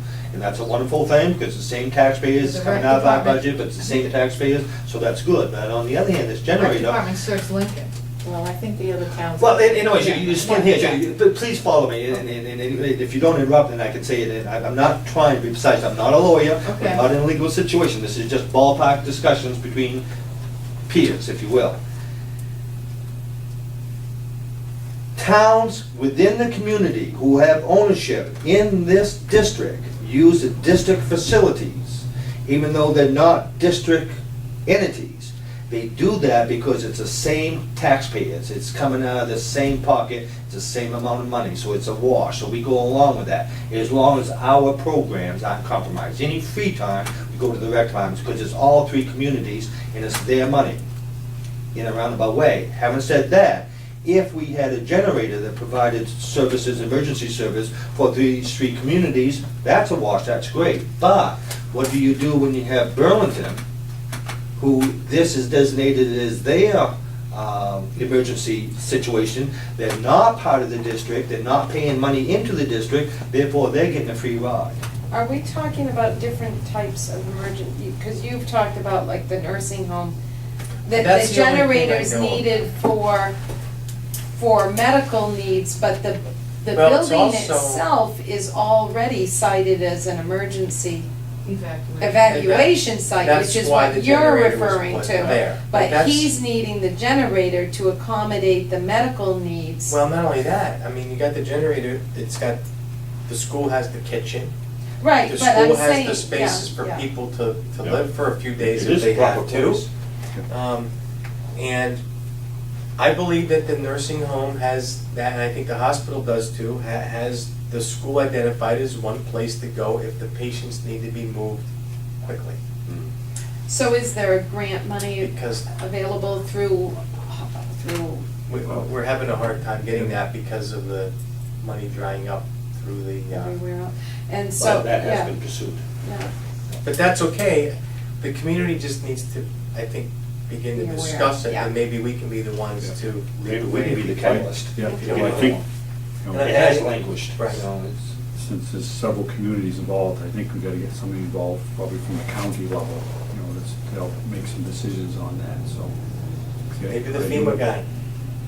Well, it's actually MEMA, Maine Emergency. Okay, maybe the FEMA guy. FEMA and MEMA are two different people, I That's found fine. that out at the conference. Yeah, they Yeah. are, they are. They actually don't get along very well. So, together. Dave, why don't you- and DEP, so. Yeah. Dave, why don't you investigate who our contact person Yep. for our Right. county representative is, and we'll go from Right. there. I think it's over in Dover, isn't it? I don't know. The office is over in Dover, I I don't think. know. That's quite Piscataquis County. They That'd can be serve Dover, with maybe. all of us. Civil defense, Well, that's, no, I'm each about to county say has- CD instead of has a- FEMA or MEMA. Has an office, MEMA office, it's broken down by county. That'd be fine. Yep, but I'll find who our local represents us and Yeah. see if we can at least get They may some. know over in the town, who's the public safety person over in the Yeah. town probably knows in the office there. Yeah. Okay, the Fire roofs. department people, they deal Phil with them all Dawson the probably time, so knows. they Yeah. deal with them. Elborough roofs, do we wanna move on, or are we Yep. ready? Yeah, Good. sorry, I didn't Okay. mean to make this the That's major fine. conversation. Good conversation. Yep. Okay, if you want, everybody find that page in the packet. We did do the, some of the roof work over April vacation, did about 7,500 square feet. Basically, it was part of the upper wing and the library were the major components of that. Job went very well. Thought the installation was went well.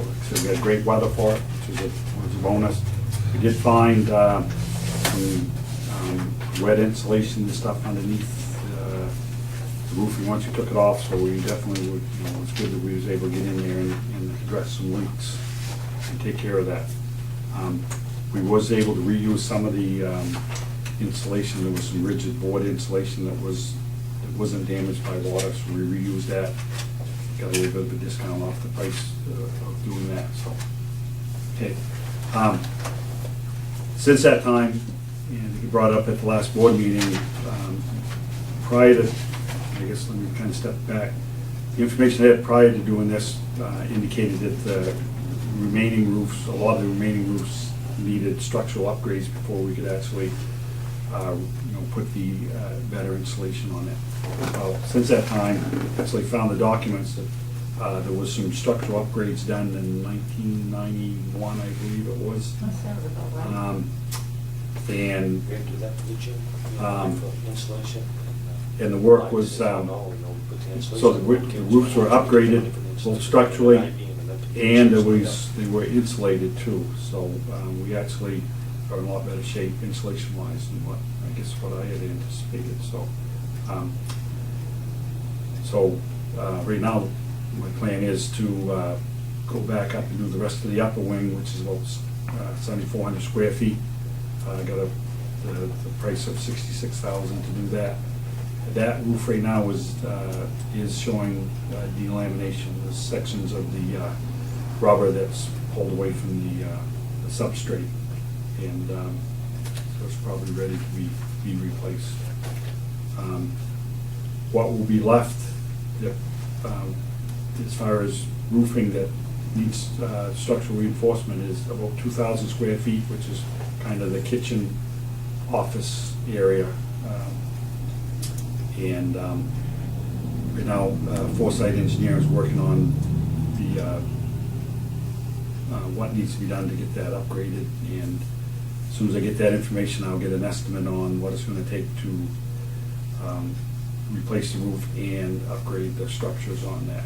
And right now, I'm saying that's, you see, I got a ballpark figure of probably about $40,000 to do that 2,000 square foot area. So, but I'll have more information by the next committee meeting on that. So,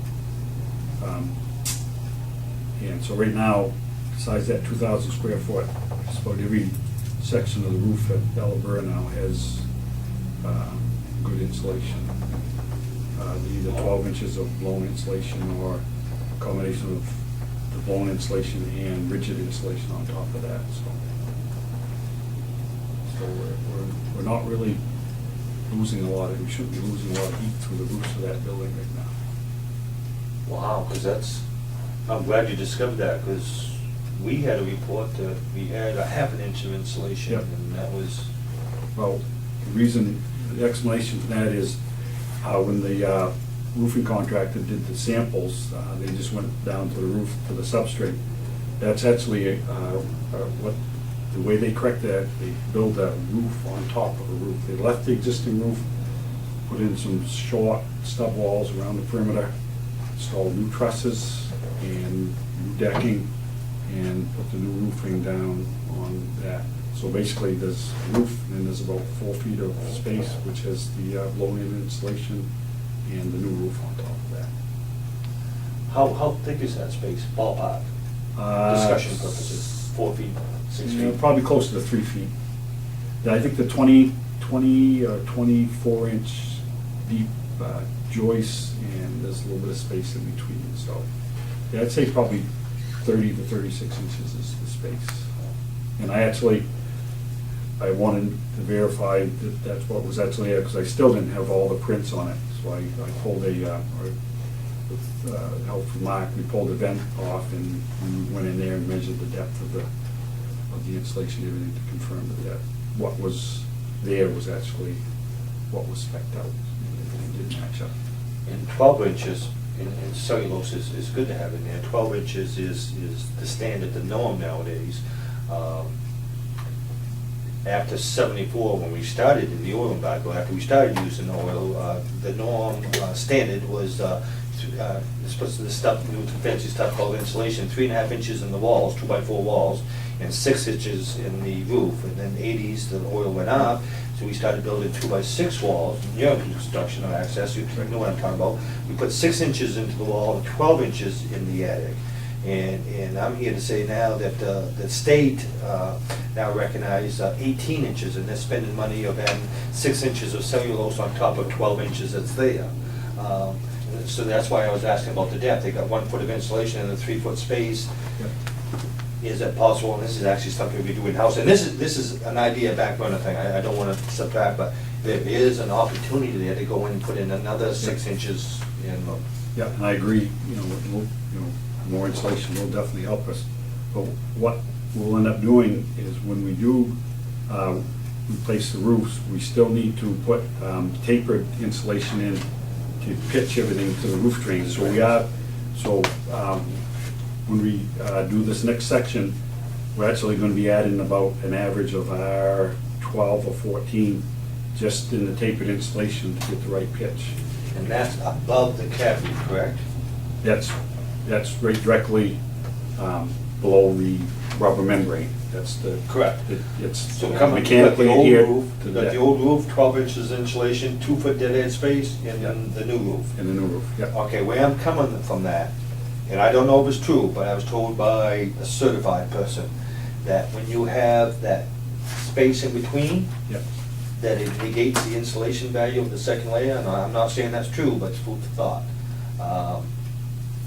Any, Research it, Huh? research it. any dealings I've had, that airspace actually is a benefit. Because dead air space is There's value an 1 per inch. Right, yeah, there's actually an value of dead Yeah. airspace, so I can't imagine that. I had a hard, I'll be honest, I had a hard time getting my head around it, but the guy's credentials and this, and nowadays, and since mid-90s, we've turned heating, insulation, retaining heat is a science now, so it may be Listen to, new beyond us, but Everything's a science. Listen to the explanation, but it's, I know, I had a hard time getting my head around it myself. I have not heard of that, so. But there again, we're in communication with the efficiency Maine, you take but a moment to ask a question. Yep. And what would happen if they're right? Wow, you know, that's, yeah. Open mind. Okay. Any questions on the job? So we, other than that 2,000, we don't need any more, well, we have insulation, all except for that 2,000. Yep, everything is insulated. Once we get this delaminated roof and this structural upgrade done and that roof repaired, the remaining roofing materials is still in pretty good shape. My plan is to, I didn't get it ready for this meeting, but hopefully by next board meeting is have specs on all the roofs in the district, their age, and develop a long-range plan for what we need to do to our roofs to keep them maintained. So within the next couple of months, I will have that information to you. But the rest of the roof on the Elborough School doesn't need any immediate attention at this point in time. It's in relatively good shape. I commend you for taking the extra step above and beyond in researching this. We made a formal request and it took about 3 years and we got the information back a few weeks before, well, actually it didn't make any difference at that time, but very belated one now. So thank you for taking the extra step. No problem. Yep. And as a result of this too, we have quite a few drawings and we need to get them organized a little bit better. So I'm working on that to come up with a numbering system. So this will help down the road. So when I'm long gone and you guys are still plugging away here, hopefully next time we'll be able to go back and say, oh. Easy now, yeah, I'm that older was- than you are. That so- was done way back then, and you can actually find the information. I'm kind of That would be Document- interesting, seeing where we've come as far as trying to gather information from past years. it's just, It's been interesting. it's just Yeah. been, there's been a tremendous amount of work done for the schools that, but it's, and the information's there, it just hasn't been Yeah, it just hasn't been consolidated. put into a formal plan. Correlated You know, I mean, we've, Like yeah, other I words. mean, we've done a lot in the last couple of years, but all of that, I mean, just Um, even trying to find out when the insulation and the restructuring, the structural changes were done in 1991, took quite a bit of research to Yeah, find that. So yeah. it really needs to be in a comprehensive. Right. Catalog. Yeah. Late eighties, early nineties, there was a lot of, I think it was Jack Turcott here, I think there was a tremendous amount of work, and it seems to be like a real busy period from what I can see from the Because we were information. out of the school for a year. We were on double sections with the junior high, Yeah. and our kindergarten classes were at the end of the high school. Really? Mhm. So I you think that was a out there. 2-year project. Yeah. Well, it may have been, because we were also adding on that kindergarten wing up there. Yeah, that was in all the same, Well, that's when we had the big heavy rains that the whole school was full of mold. We had to have, strip it practically. Efficiency Maine, this came through on a grant that Dave and I will be working on. It's due in July, I believe. Oh, that's when you July? just, you Yeah. email? This is the one, right? Well, That I just this- sent to you? Yeah, well, this stuff here is just general information on Efficiency Maine. It's related to that grant. Maybe, there's probably portions that we can use. Well, how much of this can be rolled into that engineering project then? If you're looking to get a grant to Well- replace some of this stuff? Well, I think Yeah. you, and I haven't gone down through the whole grant, but I think you use their,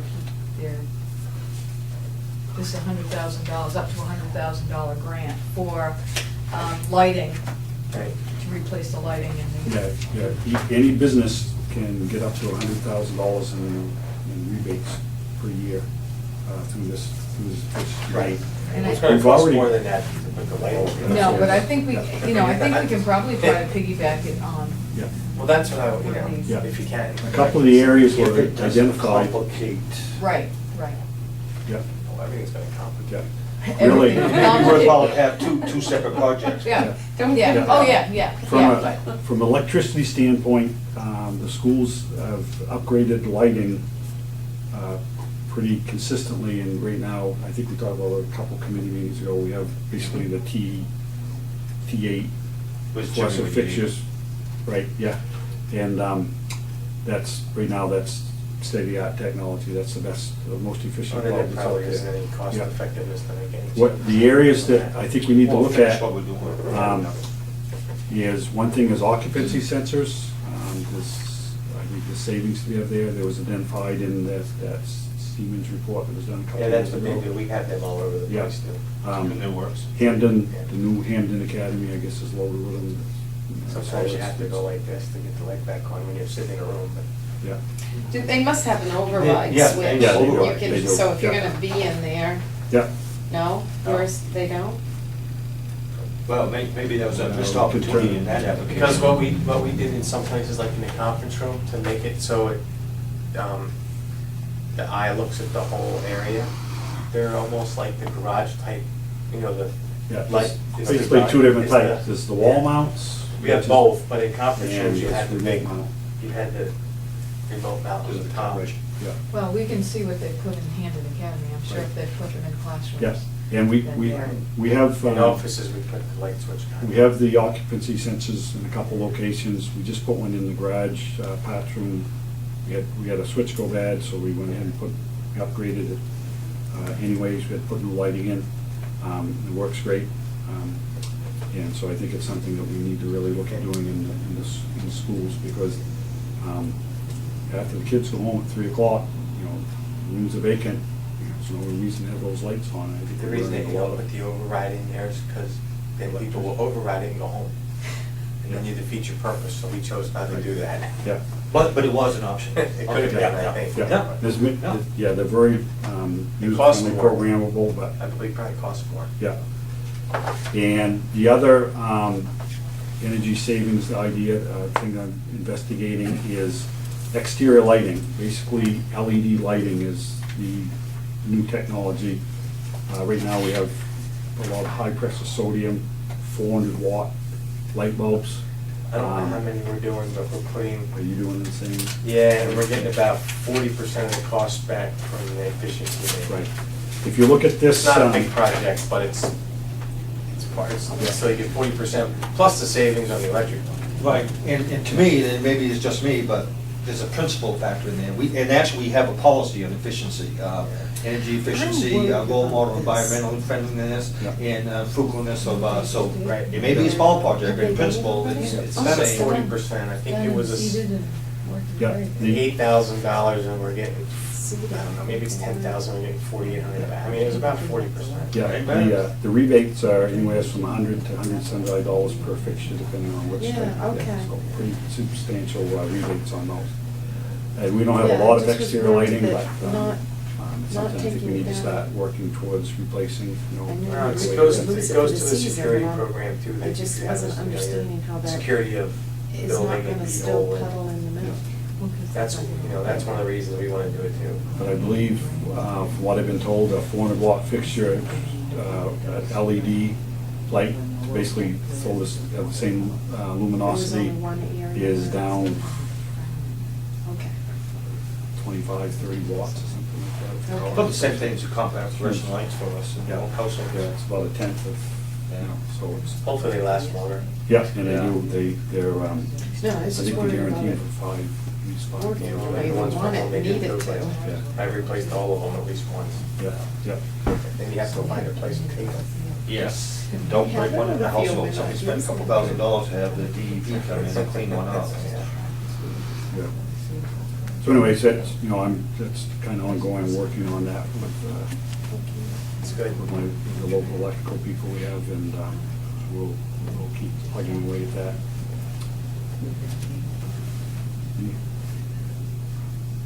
Any questions on it? Okay, next item on the list is the MA soccer field update. Project that we started last, about a month or so ago. The contractor finished up last Friday. Actually, the final invoice was under what the original bid was for a couple reasons. It took a little less labor, and we provided some stone. Actually, it was the ballast stone that we took off the over roof was ideal for this drainage project. Nice. So we used that, Recycling too, that's saved good. a substantial amount of money. So that project came in around 16,000 was the final cost for that. That was for the soccer field? Yeah, that was put basically some drainage tile and some fill into that. Early indication, it's kind of ironic, a day or two after it was installed, we had rain, pretty heavy rains for the last 2 weeks. So we've really had a good chance of analyzing how the system's working, and it seems to be working very well. Within a day or two after, you know, the heavy rains, no standing water, and it's drying up pretty good. It's a very, very tough area to dry up. When we were digging there, the water table is literally 12 to 16 inches below surface level there. Just everywhere you dug, you go 16 inches below the ground, he was in the water. But I believe this is going to keep the field playable throughout the season, and you know, take care of the issues we had in the last couple of years with having to move games because we just couldn't play on the field. And I'll give you guys, I know you've been to some of the games there, Jackie, but we literally had a 6-inch swimming pool on that side of the field there. And, By the scores table. yeah, in front of, yeah, you saw it too.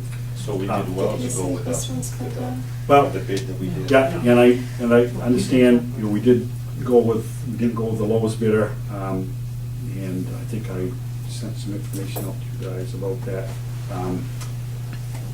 Just kind of synopsis, the proposal, the way the low bidder wanted to do the job, didn't include any drainage tile, basically just was fill and leveling.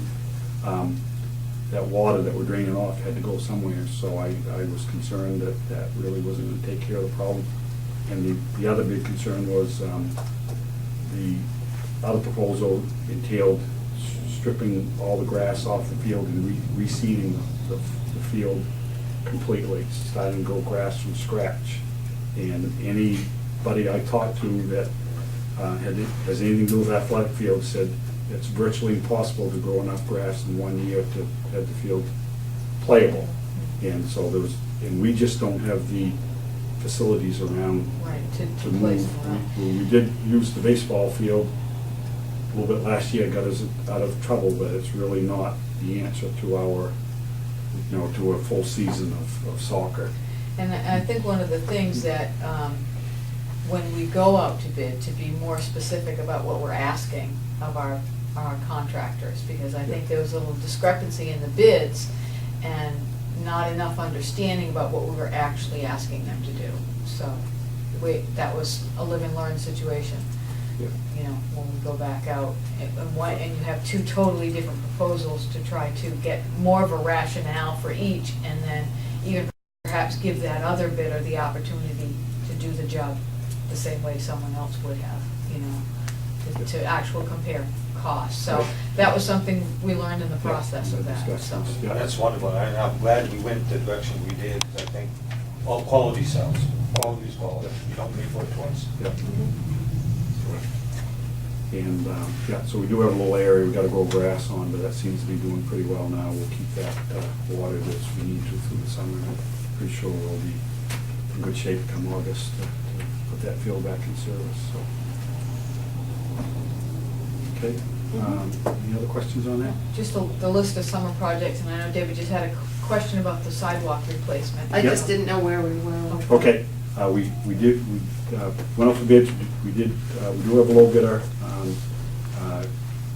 Consolidated Construction Services out of Bangor area is a low bidder. So just a matter of lining them up to do that. Where's that at? The sidewalk, sidewalk, yeah. okay, Where this is was that? at, Is it the up to the ones- high school, it's basically the sidewalk in front of the faculty parking lot, and with two lengths, two sections going into the school, one into the library, one into the back of the school. Is it gonna be like, We'll go with is it cement or is it concrete, yeah, concrete? concrete, yeah, yeah. Are they putting the electric underneath the heated, Well, so you don't have to shovel it? Well, it did- wasn't going to be electric. Well, whatever. Talk about electric. No. We did touch a base, don't be alarmed by these smiles. No. Don't be alarmed. No, I know. I'm a happy camper. That was part of the discussion. Yeah, one of the Are things. we that putting came heat up- under it? A light mind. Right now But let me tell you what, when we did the Siemens project, it was funny, they thought that it would probably be more cost effective instead of having the electric in the sidewalk, to put a roof over the walkway. Oh, absolutely, Mm. yeah. That's why I was. The only thing Yeah, well, we we had- did research, oh, go ahead. We did talk about maybe now's the time, if we're gonna put, instead of electric, put pipe. Right, We- whatever. Yeah. Put the pipe in there now, and well, do we really do it? Can we, we don't have the data. But Right. if you put it in now, you got the future option, so that Right. we had an open mind about it. But there's strong concerns about the cost of actually doing it. I- Not putting the pipe in, but tying it in. Well, actually, Well, the heating. pipe isn't expensive. it's Right, just- so we're Yeah. gonna definitely have the pipe in it if we, Well, let me, or we're let me- not. Well, he's gonna Oh, answer yeah. that. Okay. Paul Harvey, You don't have any do the rest of the definite story. here. Okay, I researched what it would take as far as pipe to heat the sidewalk we have, and estimated the cost, and we can probably put the pipe in and labor and materials for about $4,000 to $5,000 would cost to put the pipe in. You're talking, they recommend 6 inches on center, 3/4 inch PEX tubing. And for the size of the sidewalk, it was, 2,000 lineal feet or something like that. It was quite a bit, 350 feet of sidewalk. So 4,000 to 5,000 to put the tubing in.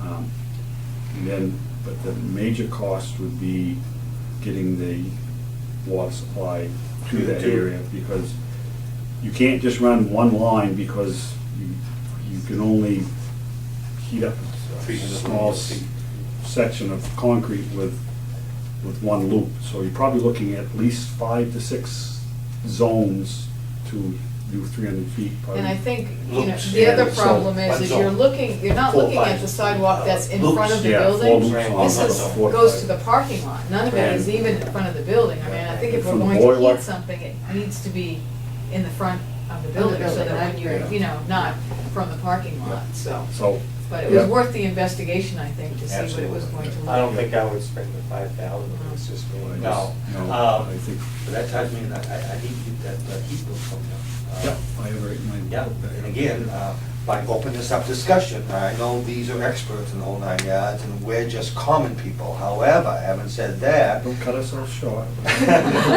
no, but Feel a forever, little special.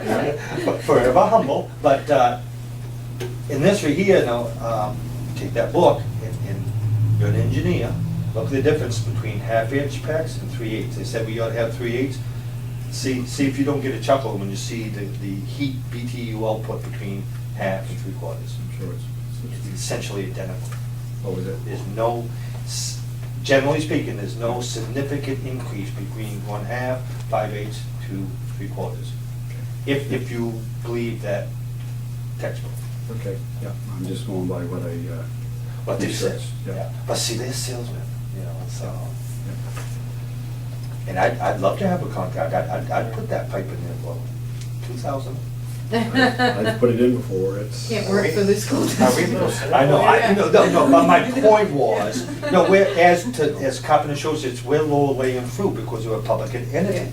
And 5,000 is nothing to us, to put you in like, well, no, I shouldn't say, to take someone like Al Dickey, he's an administrator, he doesn't know about this, so 5,000, he looks around, that sounds, that ain't bad, and he go ahead about, I put that amount into a system and it would be less than a day's labor and, I put it down, like, if you're a good man, if you can do that, Well- 2,000 feet in a day, all laid and. you're doing rebar? Oh, yeah. Yep. But anyways, and then, Okay. I've done plates, All right, that is one I'm way. sorry I brought it up. Yeah, I know. So is there anything on that list that anyone has any Keep questions? match, I know that isn't the first time we've seen this list, Yeah, we've this been is- working on it for quite some time. Hasn't changed since. So you have the MA, the Ellaborough, and the junior high project list.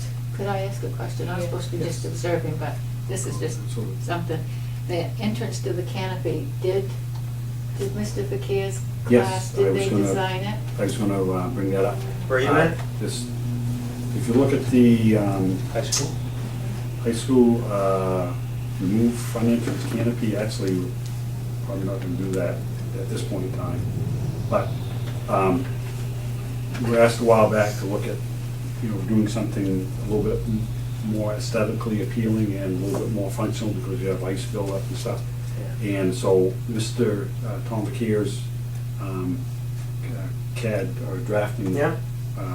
class is actually putting together proposals Nice. on that, so that it worked out. He needed like a project for the kids to do at the end of the year, and they're doing it. I was actually up there last week and looking at the proposals, and they're doing a really good job. He's really good at getting the kids to do real life. And it would be interesting to Projects. see them That present relates their real well drafts with to Paul us. Corner. That's you a know? good Yeah. bridge. So- It excellent is, bridge. that is. That's Sometimes what he I does. don't think he gets enough credit, but Yeah, he does do an excellent I job. think he does. And the Makes the reason kids I think. asked was because I was up there one day and there was a kid on another kid and they were measuring. Yep, yep. The goal is to have the students present their projects at a board meeting before the end of the school year, so shortly after the end of the school, maybe be the last board meeting in June, something like that. So, but I think you guys will be impressed with the work, so. I told them that, not gonna see it this summer, but we are working towards that. So, yeah, so that's. I'm just That's, wondering, is it, isn't it? Do we, and I can't remember, because I know we looked at this policy when I was at that meeting, but do we accept advertisement at athletic venues to help offset the cost of things? Absolutely. We have policy. We have scoreboards that You are. just have to donated be by- careful about the new junk food, Well, I don't care about the junk food, so that's okay. Yeah, I understand that, there's that, but Yeah. do we, Well, I know we've had, like that, the scoreboards. price of that, is that something that, is that over and above? Or is that something that we could get money to help do? The canopy? No. No, the scoreboard. Scoreboard. football Scoreboard. And I don't know To be how much honest with you, scoreboards cost, Yeah, but probably bazillions. I haven't done much work myself on it. Mike Bisson's been kind of doing some research and providing me some information with it, so I can't honestly tell you whether or not he's pursued. Right, and I think that Some that kind of was an sponsorship. estimate. Right. Maybe the orange juice growers will donate some money for it instead of Coca-Cola or Pepsi. Maybe you Whatever. We're could just in sell it. Coca-Cola or But- Pepsi on but- TV here. I'm a Coke guy, I'm a Coke guy myself. But they also have healthy drinks too, I mean, they Yes. don't just sell. Yeah. So, Right. And if I could just say something for my personal thing, and it ties in with the fall conference, one out session that I attended. I'm saying this mostly for Denise's sake. The one that did it is, they had two presenters of how, well, let me back up. Like, I'm a carpenter, so let's say I was in the 5-year math program, and they start talking about the legume theory. Pythagorean.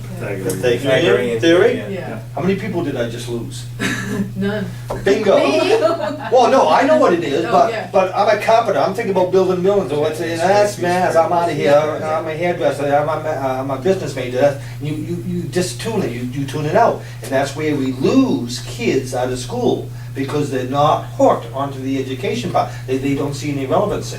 And what this presentation was all about is this teacher who worked with the science teacher, this vocational teacher that worked with the science teacher, for lack of better words. I'm not trying to be correct, but basically they put the two together. And then they go, and I'm speaking to illustrate the point, not being factual, they went into the 5-year advanced math program and they hooked the carpenter who's been tuning out. Well, you know this, well, I don't know this. Well, yeah, the 3, 4, 5, how do you do a square? Well, yeah, that's how we put up your building, 3, 4, 5. That's an example, in layman's terms, of practical application of the Pythagorean. Pythagorean theory. And so, rather than losing them, they made it applicable to these guys, and they hooked them up, and the scores went up, and the dropout rate went down. Why? Because they tied kids into education in a way they can. Wonderful thing. So Mr. Vicaire is doing super. He is. Super. And I know he's done, Yeah, every year, you know, over the years, he has done some wonderful projects with these kids, and he's held them accountable to a pretty high standard too, Good. you know. Yep. that's a good Yeah, job. that was my one Next question. time, do we have needs for next time? Yeah, I Requests just got- from the committee? Before- On the I date? just, on the miscellaneous, I just got 2 or 3 things I just gotta go through Yeah, quick. everything, yeah. Well, I think we just, you wanna go down through that? Item by If we item? need to, we haven't, I'm just saying we haven't, Well, if we need to. I don't think we need to. it's I the think same let's list look that I at the whole- provided last Yeah. month, it hasn't. Just an modified update. It's it. just update to where we are. Yeah, it's just, so I don't think there's anything that we're gonna discuss. So you know, Ella Burrow, when we doing quite a bit of work there this summer, we're gonna basically move a lot of the teachers to different classrooms. Rachel come up with a plan to do that, and it makes a lot of sense, so gonna be a lot of activity around there, and we're also gonna try to spiffy up the hallways by doing some, removing some of the 1973 wallboard there and putting in some new sheet rock and painting that, so we're extremely busy. We're working on a schedule to do that because of all the activities going on. We've got to do a very good job of coordinating this work with the moving and whatnot, so we've been working pretty hard on that. That's coming together good. Service learning was out last week, doing some work. I don't know, you guys probably all, anybody came in through the back way? Noticed the ramp that's been painted. Service kids did that through service learning. Did a good job of that. Garage looks nice up there, they painted Yeah, stuff around yeah, the garage. painted up around in the dugouts and stuff, so. See, I went to that emergency management conference. We just gotta do a little bit of update on our plan and do a little bit more training next fall to get up to where we need to be as far as that goes. We're not too bad off, but we'll be incorporating some more training next year. Main thing we need to do is what we call tabletop exercises. It's basically make-believe disaster. And we basically need to get all the parties involved, sitting down at a table, and we'll set up a scenario and just kind of process through what we need to do and who's responsible for what, just in a room. So if it actually happens, we'll be a little bit better prepared, so we'll be working on that next fall. I think that's pretty much it. I think we covered all of Summer it. training, Oh, bus yes, thank you driver very much. training. Yeah, through the prep consortium, we train bus drivers. The B&Gs and myself will be going through a basic OSHA training.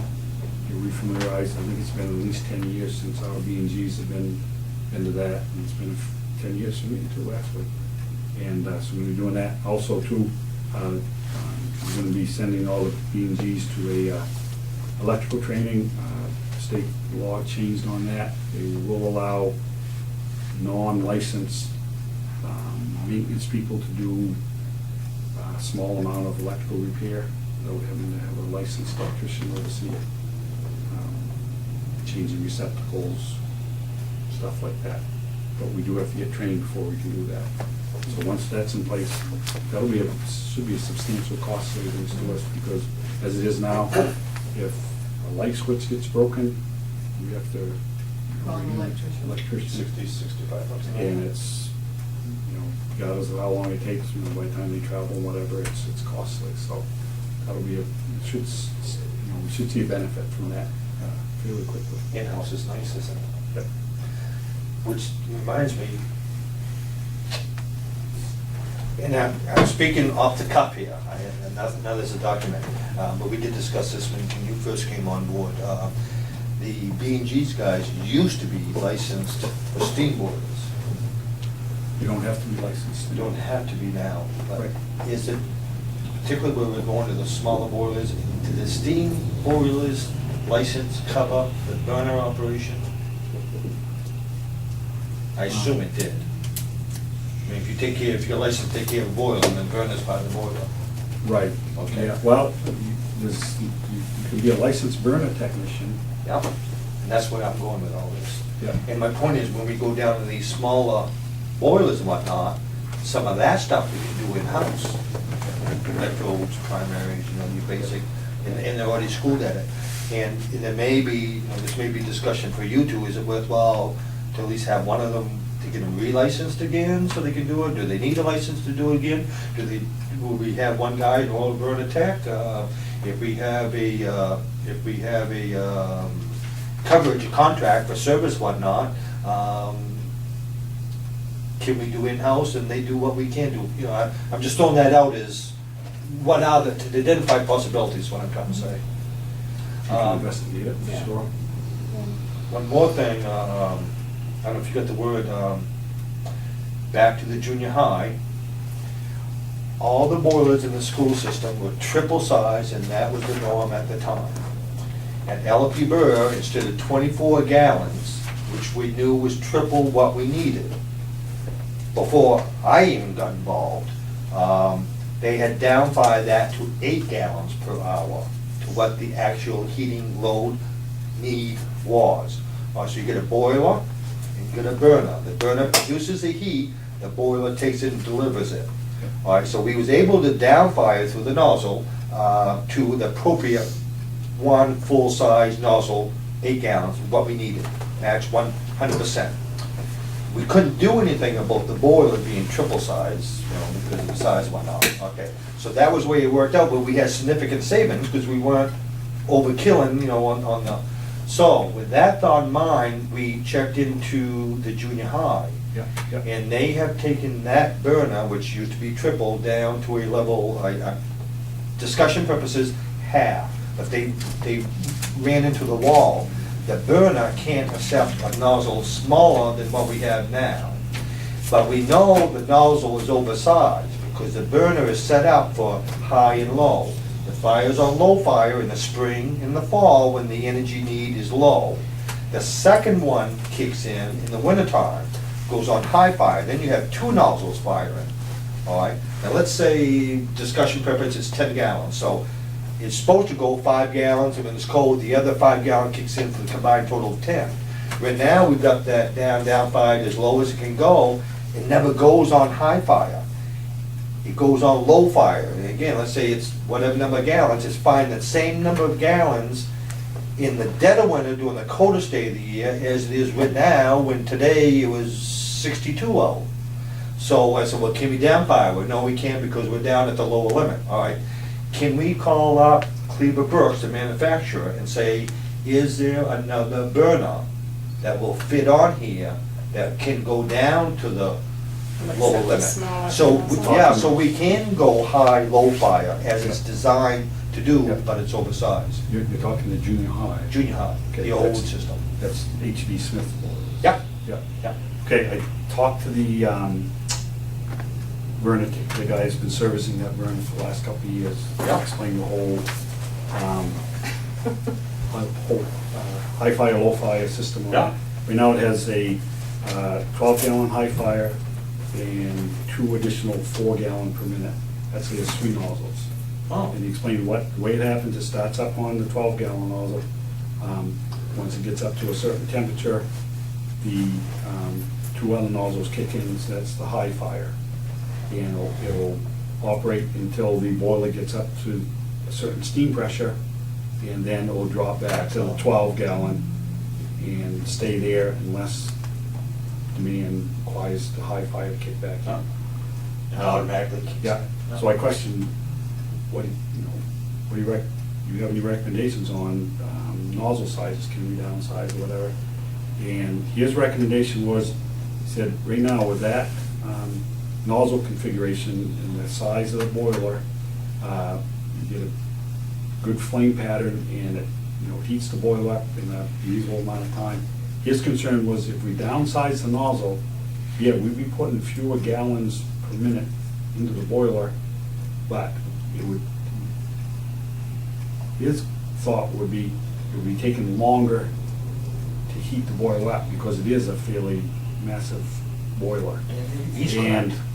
so he didn't really know whether there'd be a savings if we did, go with smaller nozzles. He had So until could we we- try it, we don't know, but based on what he knows about the boiler, he thinks the nozzle that's in there is fairly efficient based on what the boiler's doing, the size of it and whatnot. So that's what I got for information on that. Okay, and there's one set of information, and if we could go to the manufacturer of the boiler, Cleaver Brooks, and they may have another set of information. And to take off what he said, and he may well be right, we may be where we need to be. But I was acting on the fact the BEG guy said, it only goes on low fire, never goes up on high fire. So and that's the premises which I was with, that's the report back, but matter of fact, I got the email, I can show you the email. Yeah. So that's why I was saying, now in the worst case scenario, if we took it too far low, it wouldn't go This back, one done? This building? it would go up on high fire to give you all you got to hurry up and heat it up. And if the whole system was down fire too low, we would stay on high fire, right? It wouldn't go down to low fire. Stay on high fire or have trouble maintaining pressure. If it's over fire, it maintain pressure really easy. Yeah, yes, you're right, As long as it was still within the range of operation. But see, my point is, and I'm assuming the tech can change the nozzle. If we did it, it's a 5-minute procedure, about 15 minutes to change the nozzle. We could try it, and then we found out if it was working too hard, like you said, that would be the worst. If the attempt failed, it would show it, the failure would show itself as it would work too hard, it would have trouble. And then you could put the other one back in. So for an hour's worth of work and a little bit of experimentation, we could find out not what the fears and concerns and projections are, but what reality is. And food for thought, this is the wrong time of year to try it, but I'd love the opportunity to try it. Which ties in with another thing, on your behalf, I asked Dees to talk to you about seeing hour meters. Yep. Particularly next year with the new boilers. If that thing, an hour meter, it goes on high, low, it's electrical signal. So you put electrical interrupter in there that records the amount of time in which you get an electrical current. And that way you can say, well, it ran on low fire 6 hours out of the day. Well, we came in first in the morning and went up on high fire for 1 hour. So then you know it went up on high fire. This unit's do that? Yes, that's what I found out now, the DDS system, Does the it? DC system keeps track of Yeah, running hours. they should do that. And it does Good. it right now for high school and the junior high boiler. And I'm getting a cost estimate to get the boiler eligible, running some wires. The system out of programming it, but you need to get some wires to come off the auxiliary contacts to the Because control box. I know, that's another thing that they do under their service contract, is they monitor that, and then they can actually tell you if there's a problem, I believe. Yep. Good. Yep. So we're already doing it, so we're already doing it? We're doing it, it's there, but we're just not using it. No. The information is there, so. So let's access that, particularly with this new one, because I'm really, we already know that it's 15, 9.4 out of, used to be 115%. We just added more insulation, so, and I really thought that the 7.6 gallon boiler would have, but anyways, my point is, we can see if it goes on high-fi. If it doesn't go on high-fi, we know we're oversized, and we can make The that. balls you can get at Martin's. That's easy enough, because we can switch one What's boiler the around frequency? and use it for a test one, and if it doesn't work, we just switch. Next time you see these guys here, you can even ask them to do it, they'll probably take care of that. Oh, yeah. I mean, so you don't even have to worry about it. No, just Great. just tell them But they what- say it's like an really idea. spring, Yeah, it and keeps see them what they'll do. engaged That's- because they don't. But- That's the nice thing They're about not- having that contract, because they do some value added stuff that you don't. Oh, absolutely. Now, whether it's worth the price, that's another story, but, And just Because another, We have to ask them to do it, so, you know, we really. well, we should. Yeah, That's absolutely. what's there. yeah, and just another food for thought too, I just happened Sorry. to think of this, kind of stepping back, as far as the Siemens contract we talked about. If we do not continue with them, we currently have software controlling some of our equipment. We go back to basically paying for them to do any work on that system. Right now, it all comes with a contract. Right. So if we wanted to do something and change the logic or whatever, then we'd have to pay whatever the going rate is for them to. Or find another system. Or Honeywell, is Honeywell's in the area, Right, aren't they? either that, or we'd have to tear out, their system and put in Put in somebody else's. something else, yeah. But whoever we put in, if it's not part of the service contract, then you have to pay for that Right, service. right, so I mean, we have to take that into account when Right, we so look at that's the contract an bid. awareness that Right. we need to be Right. aware That's what I was of. trying to get to. Let's not use that to detriment the fee of what may be to not investigate. Okay, for next time, we're looking at engineer, coming up with a date, as soon as we can get an engineer to commit to a date Yeah. to hold another committee meeting. Yeah. Right. What else are we looking for from the committee for next time? Well, we Hopefully you have wanna get- information on the service contract, We want to get that, the bids in the newspaper, right? Yeah, that'll be out, I'll get that out next week. So usually what do you give them, 30 days, 30, 45 days? No, I mean, for next time, Dave, for next meeting, Which is technically in a month. right. Or if we're gonna have one as soon as. Yeah, but that'll be specific to the Okay, boiler yep. project. This will be, I mean, what do you want on the agenda for the next meeting, basically? Okay, if Whatever you comes up think of between now and anything then, more, if he comes up just with. email. If Give you us have an any email. concerns, Yeah, email. yeah, we'll get them on the agenda. Lisa, myself. Yep. Yeah, if anything comes up This- in between meetings, whatever, if you think of anything, don't be bashful, give me a call or give me an email. This is a committee which we Jim. have a lot of input And Jim. from the board members to them as well as the other way around. Our interest and experience in electrical, my interest and experience in the boiler, I'm may Jay access it to tonight. him.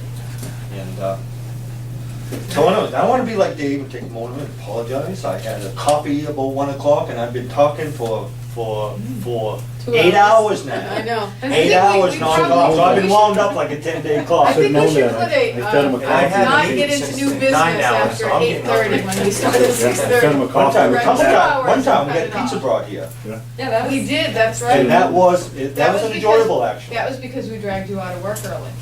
There, Remember? and, yeah, me and Debbie, it was well appreciated by even the other members that came in. It was a nice thing to do. I thought it was a Well, I nice. didn't get that on the agenda. That's all right. Okay, Thank you very much. It was we're good. Thank you. So I am now formally a member of this You committee? are. How does it feel? Good.